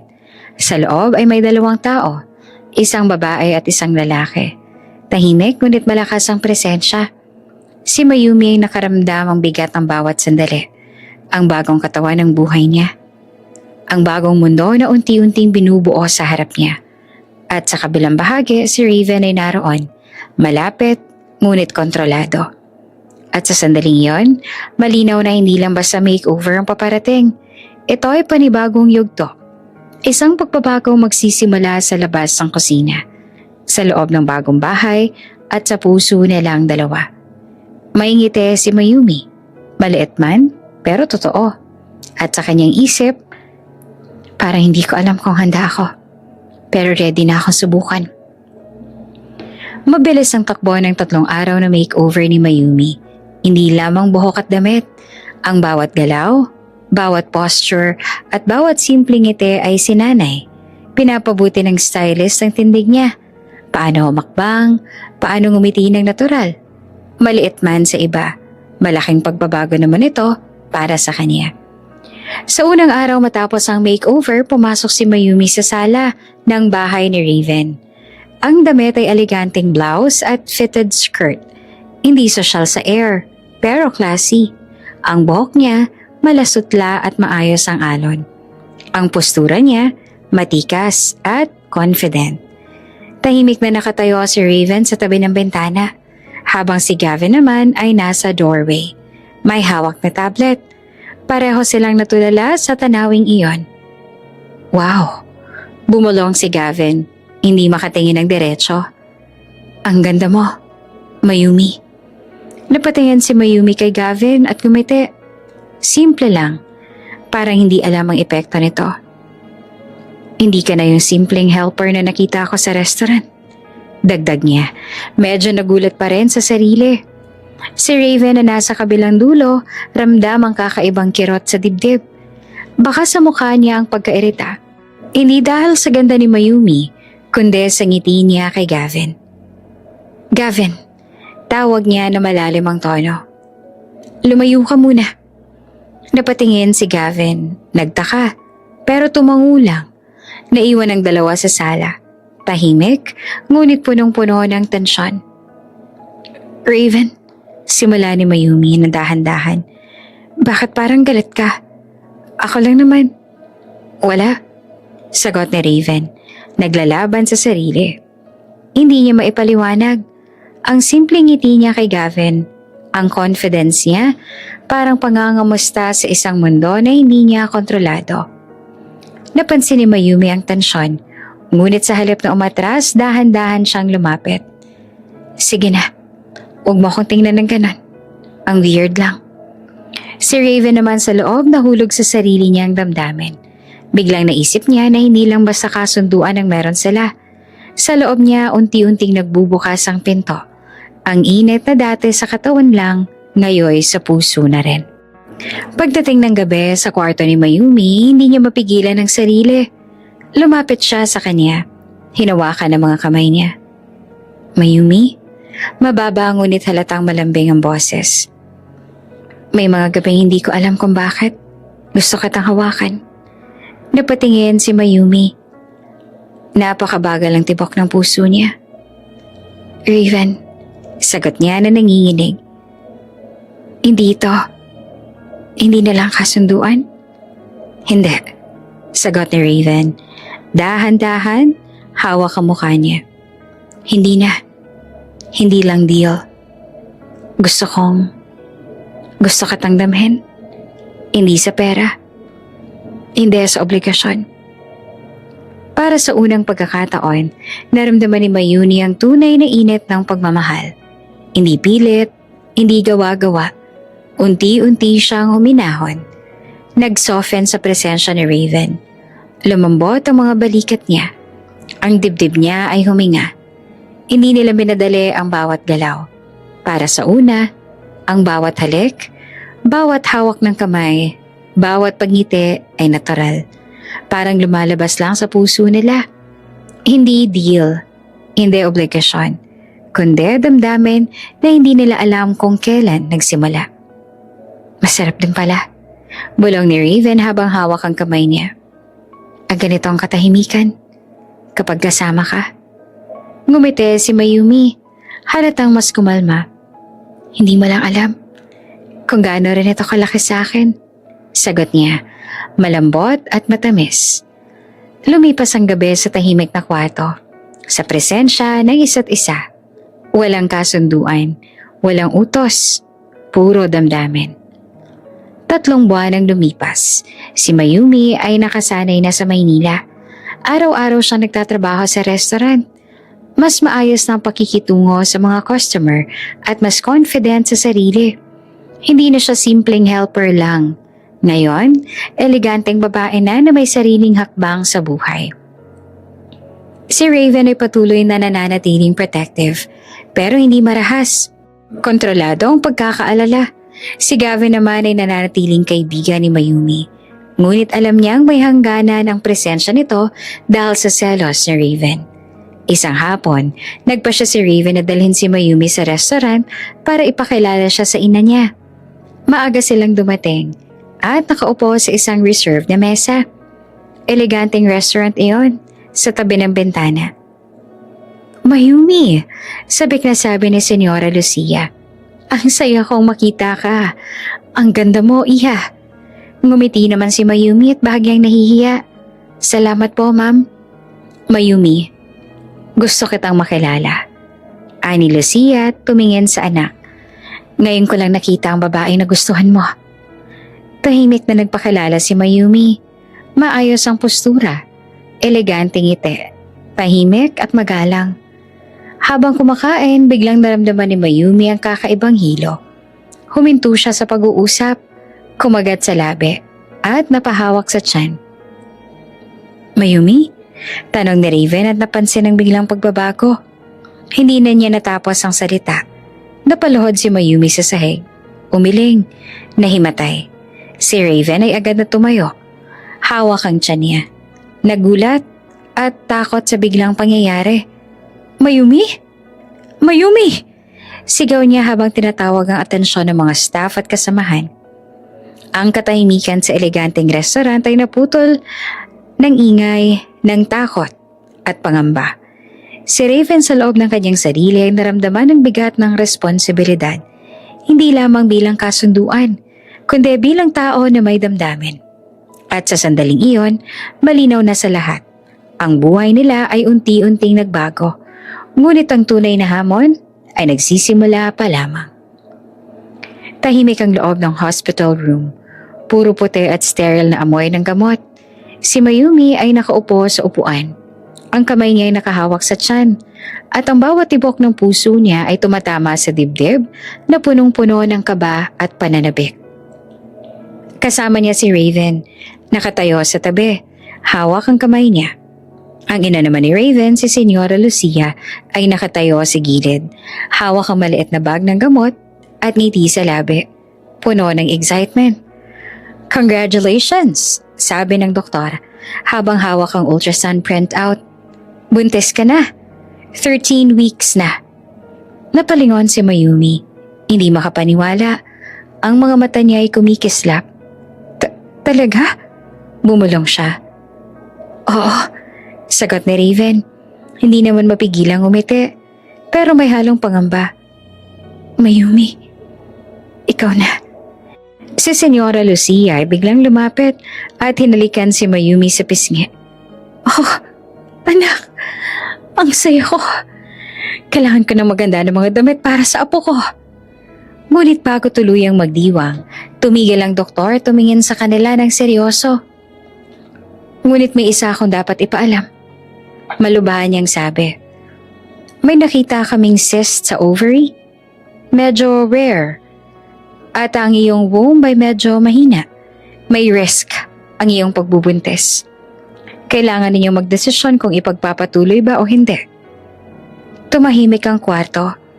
Ang ina ni Raven ay bahagyang napalingon kay Raven, nag-aalala. Habang si Mayumi naman ay nakatingin sa ultrasound printout, hawak ang kamay niya ng mahigpit. "Doc," bumulong si Mayumi at nanginginig ang boses. "Ano pong risk? Anong mangyayari sa akin at sa bata?" "May posibilidad ng komplikasyon," paliwanag ng doktor. "Pero hindi imposible. Kailangan lang ng masusing monitoring at pag-iingat." Napatingin si Mayumi kay Raven. Ang mga mata niya ay puno ng determinasyon. "Raven, alam ko. Gusto kong ituloy to. Hindi ko ipapalaglag ang bata." Tahimik si Raven. Halos maputol ang hininga. Hindi niya inaasahan ang tapang ni Mayumi. Ang tibay ng puso niya sa kabila ng panganib. Sa unang pagkakataon, naramdaman niya ang respeto. Hindi lamang sa babaeng kaharap niya, kundi sa tao na may sariling paninindigan. "Mayumi," bulong niya. Mahina pero puno ng damdamin. "Ikaw, sobrang lakas mo." Ngumiti si Mayumi, bahagyang nangingilid ang luha. "Hindi lang para sa akin, kundi para sa anak natin. Para sa lahat ng mahal ko." Si Senyora Lucia ay napaluha rin sa tuwa at pagmamalaki. "Anak, ipinagpapasalamat ko ang tapang mo. Ang apo ko, magiging mahal na mahal ng buong pamilya." Si Raven ay humarap kay Mayumi. Dahan-dahan niyang hinalikan ng noon niya. Pinisil ang kamay na dati hawak niya sa restaurant, sa hotel, sa bawat pagsubok. "Hindi kita pababayaan," bumulong siya, halos parang lihim sa hangin. "Aalagaan kita hanggang dulo." Napatingin si Mayumi sa kanya. Hindi siya makapaniwala sa bigat at lalim ng sinabi. Sa isang iglap ang tensyon, galit, selos at lahat ng nakaraang kasunduan ay napalitan ng isang damdaming totoo. Pagmamahal na hindi maikakaila. Si Raven na dati malamig at kontrolado, ngayon ay nakatayo sa tabi niya. Hindi bilang boss, hindi bilang kasunduan, kundi bilang taong handang sumabay sa bawat hakbang. Bawat tibok ng puso ng babae sa harap niya. "Raven, salamat." Mahinang boses ni Mayumi, nangingiti sa kabila ng kaba. "Huwag mo akong pasalamatan," sagot niya ng dahan-dahan. "Ako ang dapat na magpasalamat sa'yo. Ngayon nandito na ako sa tabi mo. Hindi na kita iiwan. Kailanman." Napaluha si Mayumi, pero para sa unang pagkakataon, hindi dahil sa takot, Ito'y luha ng kaligayahan, tibay at pag-asa. Ang bata sa kanyang sinapupunan, ang kwento nila at ang pamilya na unti-unting nabuo sa Maynila at sa puso ni Raven, lahat ay nagsimulang muli. Mas matibay at mas buo. Ngunit habang hawak ni Raven ang kamay ni Mayumi, ramdam niya sa kanyang sarili ang bagong responsibilidad, ang panganib at ang pagmamahal na hindi niya na kayang itago. At sa isang mahinang bulong sa tabi ng tenga ni Mayumi, aalagaan kita hanggang dulo. Ang kwento nila hindi lamang tungkol sa kasunduan, sa deal o sa pagsubok. Ito ay tungkol sa paninindigan, tapang at pagmamahal na sa wakas ay hindi na maiiwasan. Isang buhay na magsisimulang ganap na bago.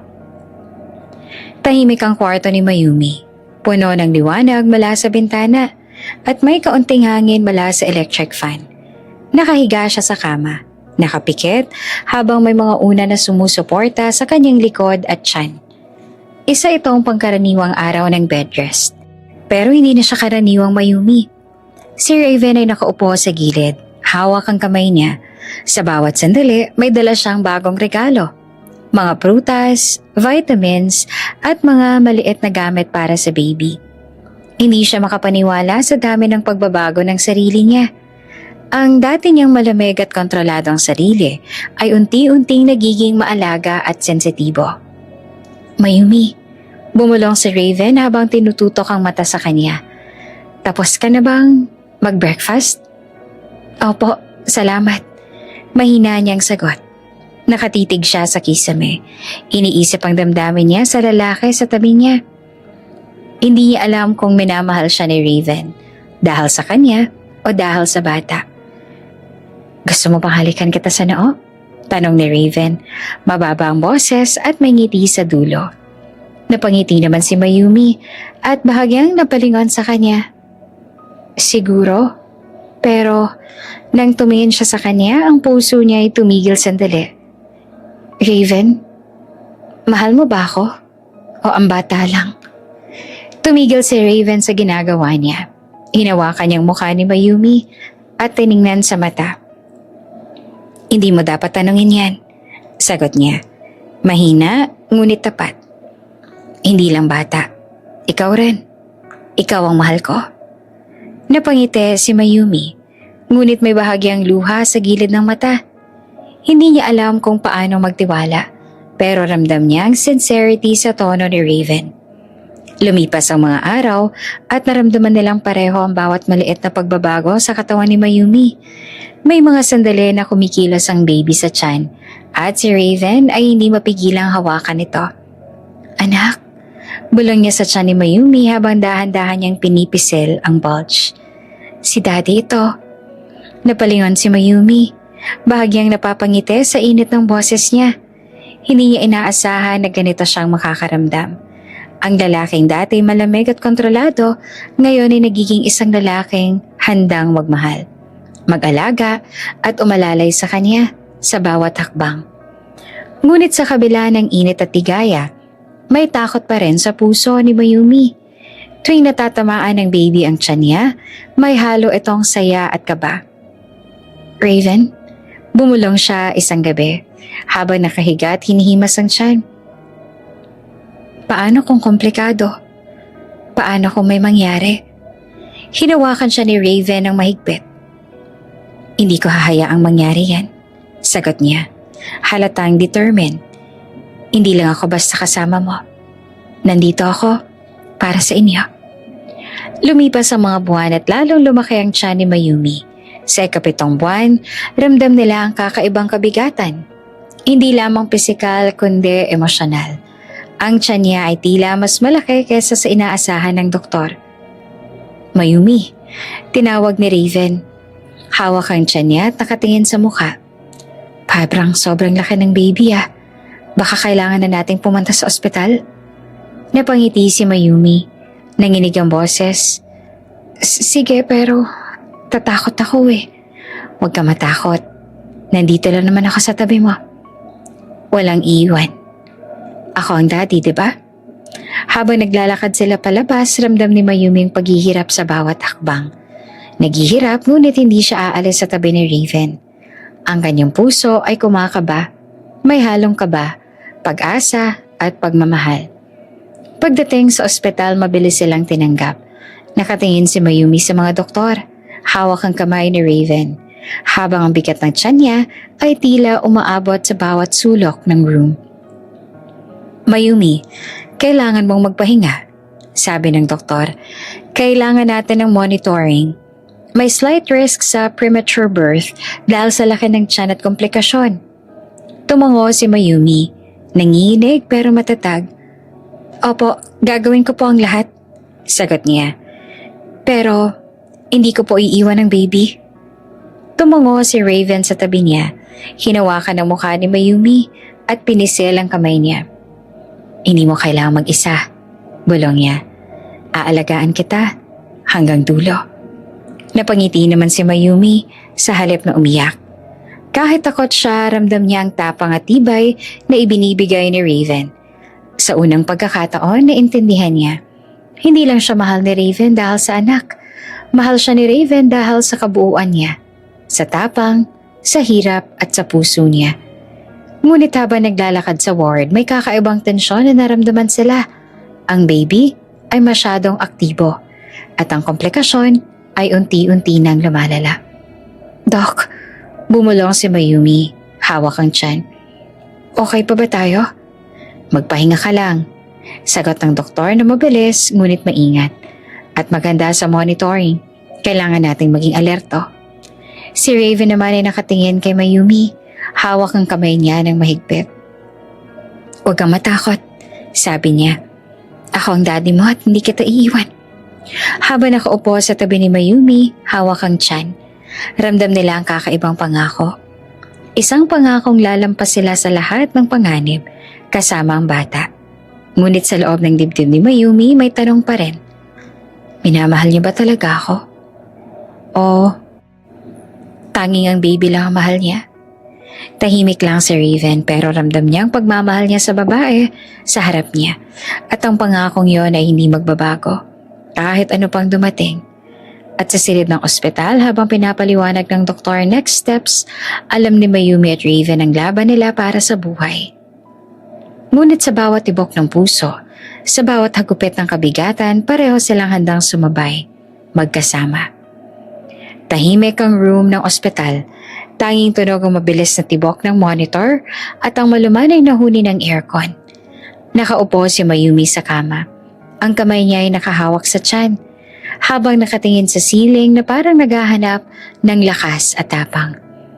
Tumayo ang doktor sa tabi niya, seryosong mukha. Mayumi, delikado ang sitwasyon. Kailangan nang ilabas ang baby. Kung magpatuloy ka pang maghintay, mas malaki ang panganib sa iyo at sa bata. Napabuntong hininga si Mayumi. Dok, ilang buwan na lang naman. Pakiusap. Bulong niya. Nanginginig ang boses. Halos umiyak na siya. Ilang buwan lang. Kakayanin ko. Kakayanin natin, Raven. Si Raven nakatayo sa tabi. Hawak ang kamay niya. Tahimik. Nakatingin sa monitor. Sa doktor. Kay Mayumi. Ngunit ramdam ng lahat ang paralysis ng isip niya. Hindi niya alam kung ano ang dapat piliin. Ang buhay pa ng babae sa harap niya o ang bata sa loob ng sinapupunan niya. Raven, mahinang sabi ni Mayumi. Anong gagawin natin? Hindi agad siya nakasagot. Ang puso niya ay naglalaban. Takot, pagmamahal, at responsibilidad. Bumabalot sa sulok ng kanyang isipan. Lumapit si Mayumi sa tabi ng kama. Nilapitan ng ina ni Raven, si Senyora Lucia. Tahimik na nakaupo sa silya, hawak ang kamay niya. Ma, gusto kong sabihin, simula ni Mayumi. Umiiling at nanginginig, wala sa umpisa. Deal lang naman talaga to. Pera kapalit ng pagbubuntis. Hindi po ito pagmamahal sa akin. Hindi po talaga. Napaluha si Senyora Lucia. Hindi dahil sa galit kundi sa bigat ng katotohanan na tapang ng dalaga. Hinaplos niya ang buhok ni Mayumi, humawak ng kamay niya at niyakap ng mahigpit. Anak, Mayumi, bulong niya, tumangis ng tahimik. Tanggap ka namin. At mahal na mahal ka namin. Hindi naman ito tungkol sa simula, kundi sa ngayon. Sa tapang mo, sa puso mo. Tanggap ka namin, Mayumi. Napaluha si Mayumi, pinipigilan ang sarili na sumigaw at mapaiyak ng malakas. Puno ang dibdib niya ng pagpapasalamat. Ngunit may halong takot at pangamba. Tumayo si Mayumi, bahagyang nanginginig, at humarap kay Raven. Raven, mahinang boses at nanginginig ang mga labi. Kailangan mong pumilit. Alin bang pinakamahalaga? Ang bata o ako? Napatingin si Raven sa kanya, nakaramdam ng kirot at bigat na hindi niya inaasahan. Ramdam niya ang lahat, ang tapang, ang pagmamahal, at ang kabigatan ng desisyon. Hindi niya alam kung paanong susuklian ang damdamin ni Mayumi. Mayumi, bulong niya, huminga ng malalim.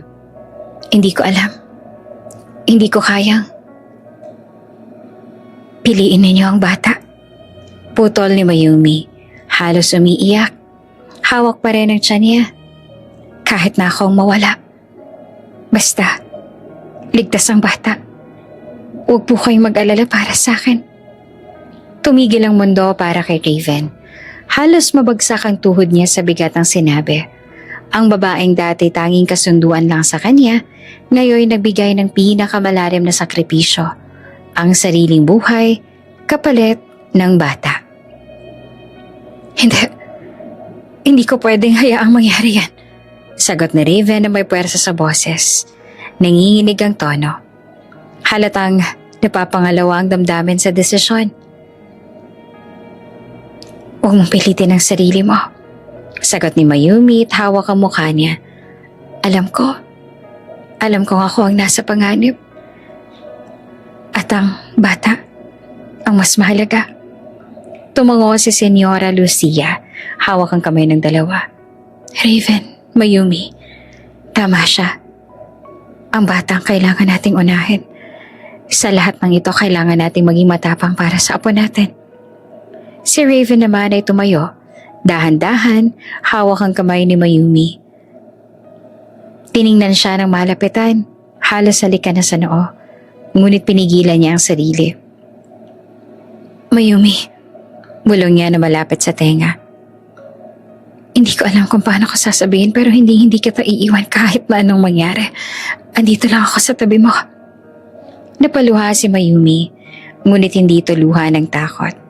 Luha ito ng pasasalamat at pagmamahal. Sa sandaling iyon, ramdam niya ang init ni Raven. Hindi dahil sa init ng katawan, kundi dahil sa pangakong hindi siya pababayaan. Salamat. Mahina niyang boses, nanginginig. Salamat sa lahat. Sa pag-unawa, sa pagmamahal. Tumayo si Raven, hawak pa rin ang kamay niya at tumingin sa monitor. Tingnan natin ang bata, sabi niya na halatang determinado. Hindi mo kailangang mag-alala. Ako nang bahala. Si Mayumi ay huminga ng malalim. Nanlumo ngunit puno ng tapang. Kahit natatakot siya, alam niyang hindi siya nag-iisa. Sa tabi niya ay si Raven at sa puso niya ay ramdam ang pagmamahal na unti-unting lumalalim. Hindi na iyon dahil sa kasunduan. Ngunit sa kabila ng tapang na iyon, may mga doktor at nurses na mabilis na nag-aayos. Nagpapakita ng urgency. Ang laban para sa buhay ng bata at ni Mayumi ay magsisimula na. At sa huling sandali, bago sila dinala sa operating room, napatingin si Mayumi kay Raven. Piliin mo ang anak natin. Bumulong siya, nanginginig at hawak ang tiyan. Kahit ako ang mawala. Tumayo si Raven, hawak ang kamay niya ng mahigpit at walang imik. Ramdam niya sa sarili ang bigat ng desisyon. Ngunit ramdam din niya ang pangako. Sa kabila ng lahat, hindi niya hahayaan ang pinakamahalagang bagay sa mundo nilang dalawa, ang bata na mawala. Ang ospital ay puno ng tensyon, kaba at pag-asa. Sa silid na iyon, malinaw ang desisyon na dapat gawin ay magtatakda ng kinabukasan ng pamilya nila. Isang pamilya na nagsimula sa kasunduan, ngunit unti-unti lumalalim sa pagmamahal, sakripisyo at tunay na tapang. Tahimik at malamig ang ICU. Ang puting ilaw ay tumatama sa bawat sulok, nagpapatingkad sa mga tubo, monitor at mga makina na tumutulong kay Mayumi sa bawat hininga. Nakahiga siya sa kama, hindi makagalaw. Bawat galaw ay kontrolado ng mga doktor at nurses. Si Raven naman ay nakatayo sa tabi niya. Hawak ang kanyang kamay, ngunit hindi siya nakapigil ng sarili. Hindi lang sa takot kundi sa bigat ng damdamin na matagal niyang itinago. Ang matigas na fasad na dati nagpapakita ng CEO na kontrolado ang lahat, ngayon ay naglaho. Tumulo ang luha niya sa pisngi. Bumagsak ang katawan niya sa sahig at para bang lahat ng lakas ay naubos sa bigat ng pangyayaring ito. Sapat ba? Sapat bang kalahating milyon para sa buhay mo? Sigaw niya sa hangin. Hawak pa rin ang kamay ni Mayumi sa kama. Nanginginig. Parang hindi niya kayang tanggapin na maaaring mawala ang babae sa harap niya. Napalingon naman si Senyora Lucia. Hawak ang kabilang kamay ni Mayumi. Tahimik ring umiiyak. Raven anak, huminga ka. Bulong niya pero ramdam ang bigat ng bawat salita. Si Raven ay lumuhod. Nakayuko sa sahig. At sa wakas, pinakawala ng matagal niyang tinatago. Mahal kita, Mayumi. Sigaw niya na malakas at puno ng emosyon. Hindi lang dahil sa bata, kundi dahil sa'yo. Hindi kita iiwan at hindi ko kayang mawala ka. Napatingin si Mayumi, nakapikit sa ilalim ng mga machines, at bahagyang napangiti sa pamilyar na tono ni Raven. Kahit hindi niya magawang magsalita, ramdam niya ang init at tibay ng pangako niya. Tahimik ang paligid. Ang mga doktor ay abala. Sinusubaybayan ang bawat parameter sa monitor. Ang bawat beep ng makina ay parang pulso ng tensyon sa bawat kwarto. Si Raven ay nakaupo sa tabi ng kama. Nakayuko, hawak ang kamay ni Mayumi at hindi makapaniwala sa bigat ng kanyang nararamdaman. Pasensya ka na, Mayumi. Bulong niya sa sarili habang pinipisil ang kamay niya. Hindi kita naprotektahan nung umpisa, pero ngayon hindi na kita pababayaan. Ikaw at ang bata, kaya ang pinakamahalaga sa mundo ko. Si Senyora Lucia ay naupo rin, nanginginig ang balikat at tahimik na humahaplos sa likod ni Raven. Anak, kailangan nating manalangin. Para sa bata, para kay Mayumi, para sa lahat. Ang kwarto ay puno ng tahimik na pagdarasal. Ang mga luha, hininga, at pangamba ay naghalo sa malamig na hangin. Si Gavin ay nakatayo sa gilid. Ang mga kamay ng ina ni Mayumi nagmamasid sa bawat reaksyon.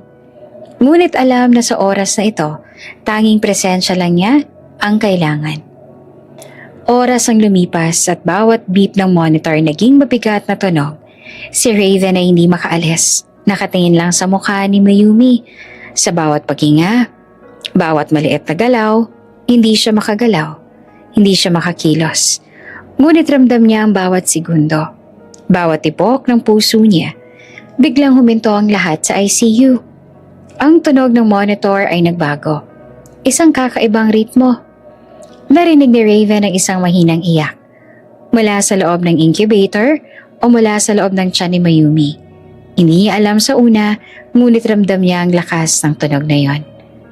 Dok, anong? Tanong niya na nanginginig at tumayo ng mabilis. Ngumiti naman ang doktor kahit abala sa makina. Raven, Mayumi, narinig mo ba yon? Iyak yon ng sanggol. Ligtas siya. Nakalabas na.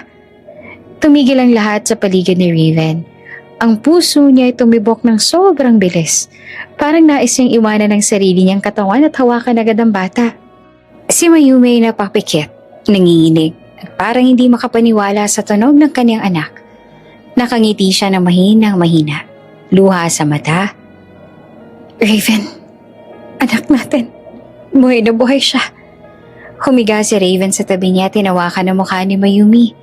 At para bang hindi niya kayang bumitaw. Salamat, Mayumi. Salamat sa tapang mo. Mahal kita. Mahal ko kayo. Pareho. Hindi ko kayo iiwan. Kailanman. Si Senyora Lucia ay tahimik. Hawak ang kamay ni Mayumi. Umiiyak ng tahimik. Ramdam ang kaluwagan, pagmamahal at pasasalamat sa Diyos. Si Gavin naman ay nakatingin. Alam ang bigat ng mga sandaling yon. Hindi niya kailangang magsalita. Ang bawat titig, bawat yakap, bawat paghinga ng mga kasama sa ICU ay nagsalita ng higit sa lahat. At habang si Raven ay patuloy na nakayuko sa tabi ni Mayumi, hawak ang kanyang kamay at nakikinig sa bawat iyak ng sanggol, ramdam niya ang lahat. Ang takot, ang kabigatan at ang pagmamahal. Ngunit sa kabila ng lahat, isang bagay ang malinaw sa kanya. Hindi na lang bata ang kanyang iniingatan ngayon. Mahal niya si Mayumi ng buo sa kabila ng lahat at handa siyang gawin ang lahat para sa kanila. Sa unang pagkakataon sa loob ng malamig na ICU, habang naririnig ang iyak ng bagong buhay, si Raven ay natutong umiyak ng malakas. Hindi dahil sa kahinaan, kundi dahil sa isang damdaming mas malakas kesa sa lahat. Pagmamahal, sakripisyo, at pag-asa. Tahimik ang ICU pero puno ng tensyon at pag-asa. Tumutok ang lahat sa monitor. Ang bawat beep ay parang musika ng buhay. Congratulations! Pareho silang ligtas. Ang ina at ang sanggol ay stable na. Tumigil si Raven sa pagkakakiling. Halos hindi siya makapaniwala. Halos bumagsak ang tuhod niya. Sa sobrang gulat at ginhawa. Tumayo siya ng mabilis at halos yakapin ng doktor. Salamat po, Dok. Salamat talaga. Sigaw niya na halos hindi makontrol ang emosyon. Si Mayumi na nananatiling nakapikit sa kama, napangiti ng bahagya. Sa tunog ng boses ni Raven, marahan siyang bumangon. Medyo nanginginig pa rin at humarap sa kanya. Raven? Bumulong siya na mahina na halos walang lakas, ngunit ramdam ang init sa boses niya. Tumayo si Raven sa tabi niya. Hawak ang kamay niya ng mahigpit at tumingin sa mga mata niya. Mayumi, hindi na tayo mag-aaksaya ng oras. Sabi niya na halos pabulong, ngunit puno ng determinasyon. Magpakasal na tayo. Ngayon din. Napangiti si Mayumi, bahagyang nahihiya, ngunit puno ng kaligayahan. Oo, Raven. Hindi na niya hinintay pa ang iba. Dumako siya sa kanya. Humalik ng marahan pero puno ng damdamin. Ang halik na dati puno ng takot at tensyon, ngayon ay puno na ng pag-ibig at katiyakan. Ilang oras ang lumipas, si Noah ay nakapwesto na sa incubator. Nangingiti ng dahan-dahan sa bawat yakap at paghaplos ng ina. Ramdam ni Mayumi ang init ng pagmamahal, habang si Raven ay patuloy na nakatingin sa kanila. Hindi makapaniwala sa pangyayaring ito. Anak natin, Noah. Bulong niya at dahan-dahang hinaplos ang buhok ng sanggol sa incubator. Si Daddy nang kasama mo. Si Senyora Lucia naman ay nakatayo sa tabi, hawak ang kamay ni Mayumi. Umiiyak ngunit puno ng tuwa. Anak, ang apo ko buhay siya't malusog. Hindi mo alam kung gaano ako kasaya. Si Gavin ay nakangiti rin, bahagyang natutulala sa tuwa. Alam niyang ang pamilya ay unti-unting bumabalik sa normal at ang sugat ng nakaraan ay unti-unting gumagaling. Lumipas ang ilang linggo at si Mayumi ay nakauwi na sa kanilang bahay. Ang maliit na Noah ay nasa kanyang bisig, tahimik, habang si Raven ay patuloy na nanonood sa tabi. Raven, nakikita mo ba? Tanong ni Mayumi at nakangiti habang tinitingnan ng sanggol. Tingnan mo ang anak natin. Hindi ka nakataiiwan. Sagot ni Raven, hawak ang balikat niya. Pareho natin siyang nabuhay. Pareho nating napaglabanan. Si Mayumi ay napangiti ng bahagya. Ang puso niya ay kumakaba. Ramdam ang init sa bawat titig ni Raven. Lahat ng sakit, takot at luha ay napalitan ng ligaya. Isang taon nang lumipas, si Noah ay naging malusog, masaya at napaka-curious sa paligid. Si Mayumi naman nakangiti sa sala. May hawak na maliit na kahon at nilapitan si Raven. Raven, may regalo ako sa'yo. Sabi niya na may halong excitement. Tumigil si Raven sa ginagawa niya, nakatingin sa kanya, at bahagyang napangiti. Talaga? Ano namang regalo mo? Binuksan ni Mayumi ang maliit na kahon at inilabas ang isang napakaganda at kumikislap na bagay. Isang eleganteng relo. Ngunit sa halip ng umiti, biglang nagalit si Raven. Tumayo siya ng mabilis, napuno ng tensyon at galit. Anong ibig sabihin nito, Mayumi? Sigaw niya na halatang hindi makontrol ang sarili. Raven, bakit ka galit? Regalo lang po ito. Relo lang? Ulit niya na halos sumigaw. Alam mo ba kung anong ipapahiwatag nito sa akin? Parang sinasabi mo na kailangan ko ng time para sa sarili ko. Parang hindi naman ako sapat para sa inyo. Napaluha si Mayumi. Hindi ganon. Gusto ko lang namang pasayahin ka. Huminga ng malalim si Raven. Ramdam ang halong galit at pagmamahal. Napatingin siya kay Noah sa sanggol na natutulog sa crib at si Mayumi hawak ang regalo sa kamay. Mayumi, baka ang regalo mo. Masyado ako na-overwhelm. Bulong niya ay naglaban-laban ang damdamin. Pero salamat. Salamat talaga. Mahal ko kayo. Pareho. Napangiti si Mayumi ng bahagya. Ramdam ang init sa puso kahit na may halong kaba sa tensyon. Si Raven ay bumalik sa kanya, dahan-dahan, at hinawakan ang mukha niya. Hindi mo kailangang mag-alala. Mahal na mahal kita, Mayumi. At mahal na mahal ko rin si Noah. Sabi niya ng dahan-dahan habang pinisil ang kamay niya. Napangiti si Mayumi ng tuluyan. Naglabas ng isang mahinang halik sa labi si Raven. Ang tensyon ay unti-unting napalitan ng ligaya, pagmamahal at pag-asa. Isang taon ng bagong buhay, bagong pamilya at bagong simula. Ngunit sa loob ng isip ni Raven, naramdaman niya may kasunod pang sorpresa. Si Mayumi sa kanyang simpleng regalo ay nakapaghanda ng bagong twist sa kanilang buhay at siya'y handa ng harapin ito. Kahit galit at emosyon ay nakalapit sa dulo ng bawat tibok ng puso niya. Tahimik ang sala, may maliit na ilaw mula sa chandelier na kumikislap sa bawat sulok. Si Mayumi ay nakatayo sa tabi ng mesa, maingat na inilalagay ang regalo niya. Isang maliit na glass figurine na ginawa niya para kay Raven. Isang simbolo ng pasasalamat at pagmamahal. Raven, ito, para sa'yo. Bulong niya na may halong kaba at excitement. Ngunit sa halip ng ngiti o pasasalamat, biglang tinapik ni Raven ang mesa. Ang figurine ay nabasag sa sahig. Mayumi, napagod na ako sa dami ng ginagawa mo para sa akin tapos ganito pa? Sigaw niya at halatang galit at inis. Napahinto si Mayumi. Raven, ginagawa ko lang naman to para sa'yo at para sa bata. Para sa atin. Ngunit tumigil si Raven sa kanyang galit at tahimik na umupo sa sofa. Ang dating mainit na tensyon ay nagbunga ng cold silence. Hindi nagsalita ang dalawa sa ilang minuto. Naglalakad sa paligid ng sala ang tensyon. Parang dingding na pader sa pagitan nila. Pagkatapos ng ilang oras, bumalik si Raven sa sala. Napansin niya ang lungkot at luha sa mata ni Mayumi. Unti-unti, bumaba ang galit niya. Lumapit, hinawakan ang mukha niya at parahang nilinis ang luha sa pisngi. Mayumi, pasensya ka na. Hindi ako dapat ganito. Mapapatawad mo ba ako? Oo, pero nagulat lang talaga ako sa inasal mo. Dahan-dahan nilapit ni Raven ang labi niya kay Mayumi. Umalik siya ng mahinahon, puno ng damdamin.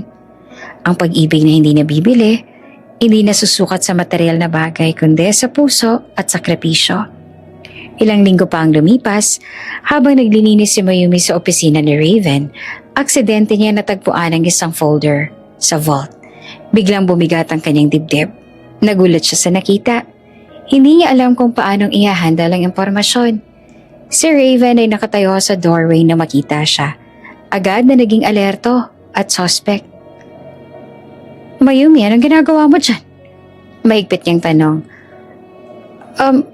Nagmamalasakit lang ako. Hindi ko alam. Sagot ni Mayumi na nanginginig. Ngunit bago pa siya makapaliwanag, isang malaking twist ang dumating. Malaking halaga ang pera nang nawala sa vault. Si Raven sobrang stress at takot. Agad na pinagsabihan si Mayumi. Mayumi? Saan ka galing? Bakit nawawala ang pera?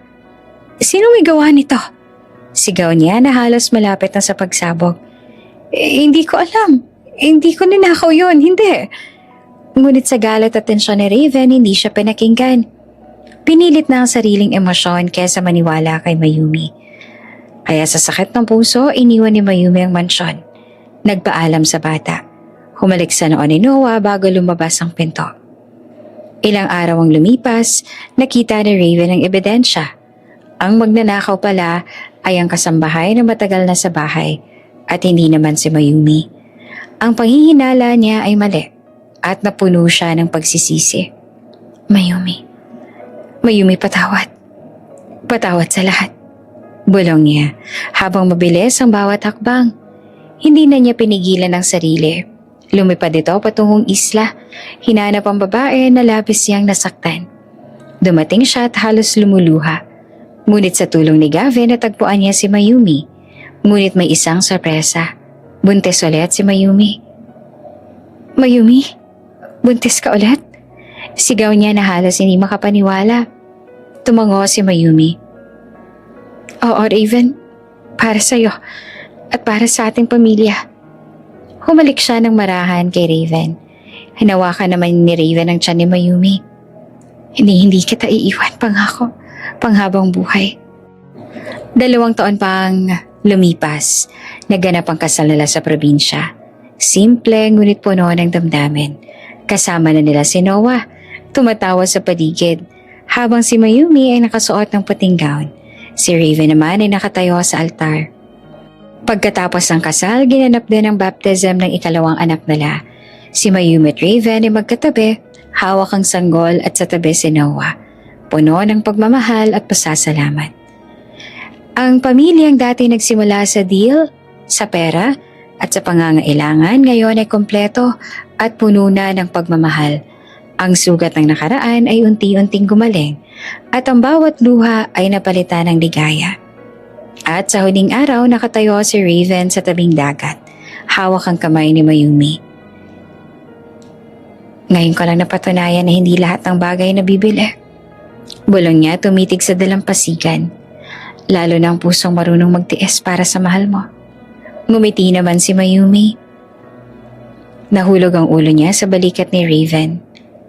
Ramdam niya ang tibay ng pangako at pagmamahal. Hindi talaga nabibili. Sa likod nila ay si Noah ay tumatawa, tumatalon sa buhangin at ramdam ng lahat. Ang deal na nagsimula sa pera na uwi sa pamilya. Tunay na pagmamahal at panghabang buhay na ligaya. At sa araw na yon, sa init ng araw at sa himig ng dagat, alam nila, ang bawat sakripisyo, bawat misunderstanding, bawat luha at panghihintay ay nagbunga ng isang pamilyang buo. Isang pag-ibig na hindi nasusukat ng halaga, kundi ng pusong handang magtiis para sa mahal nito.